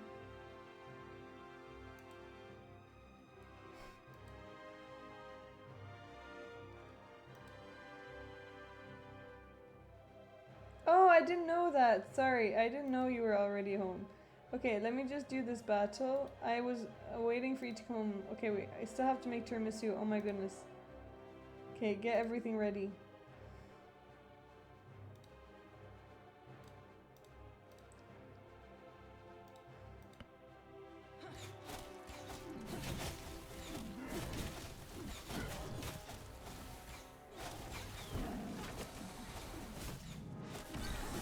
Okay, fine.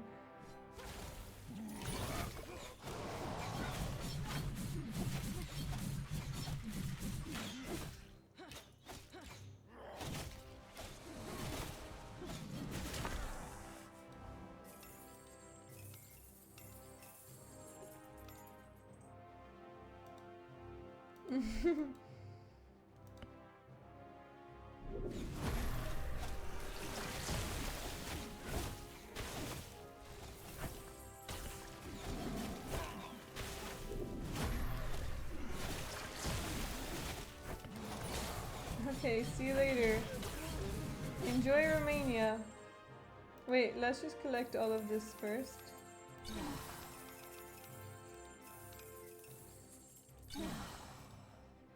Oh, but after this we still have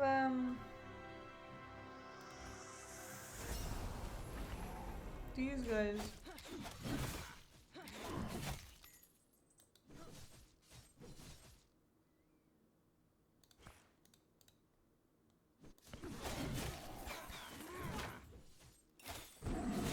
Oh, right. Oh no.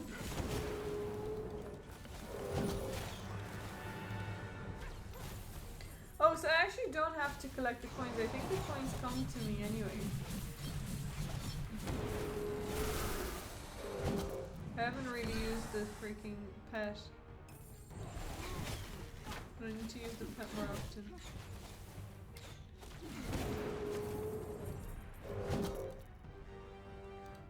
Let's...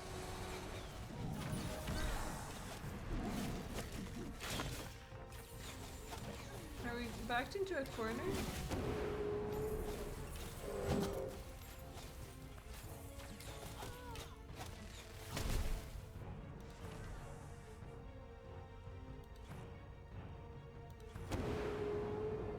I don't know, where am I supposed to run? Wait, I have to get this health thing.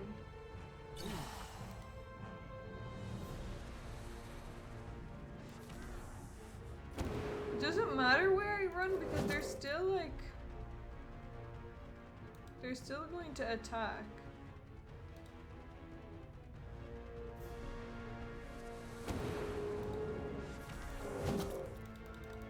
I clicked on it. Is my thing dead? No, we were so close. We were so close. Okay, fine. Let's raid. Okay, darlings. I think they were too tired. Darling leader needs to take a break. Let's just update something while we wait, so that we can have it running in the background.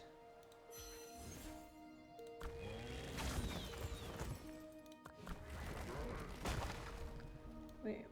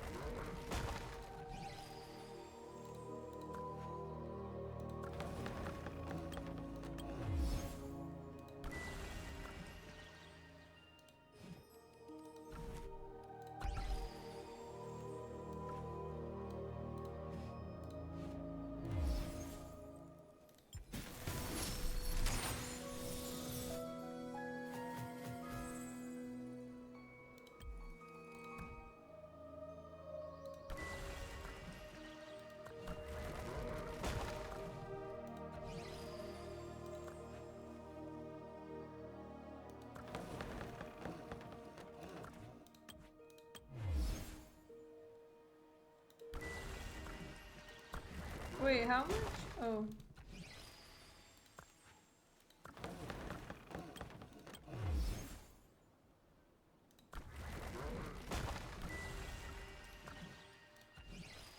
$5!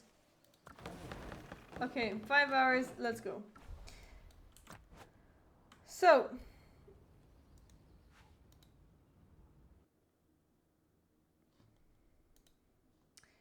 Okay, darlings! I am going to raid now. Let's raid. Who are we gonna raid? Do we have any preferences?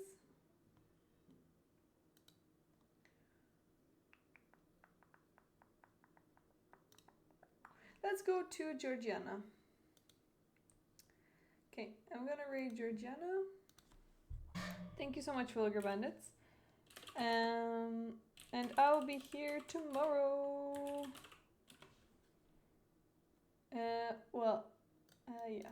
actually, like, something new came up. I was invited to the Freestyle Fridays at 4 p.m. Okay, Freestyle Fridays at 4 p.m. and then I've got to rush to the party. I might not be able to play all of Freestyle Friday, but I'll see you guys tomorrow. Oh, Freestyle Friday also might be at 6 p.m. I can't remember. Anyway, I will definitely be here for a little bit, at least. So I'll see you guys tomorrow, or I'll just update on Discord about the new schedule and the round. Let's choose the round as well. We'll do the round on Saturday or Sunday for the Darling Duels. Okay, I will see you guys later. Let's go over to Georgina. Thank you so much for being here today. I really had a great stream, and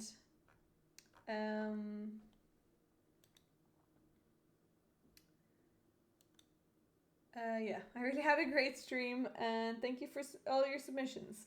So next analysis is on Saturday, and I will see you guys later. Goodbye. Enjoy Severance for those of you that are watching it tomorrow. I'll see you guys later. Bye.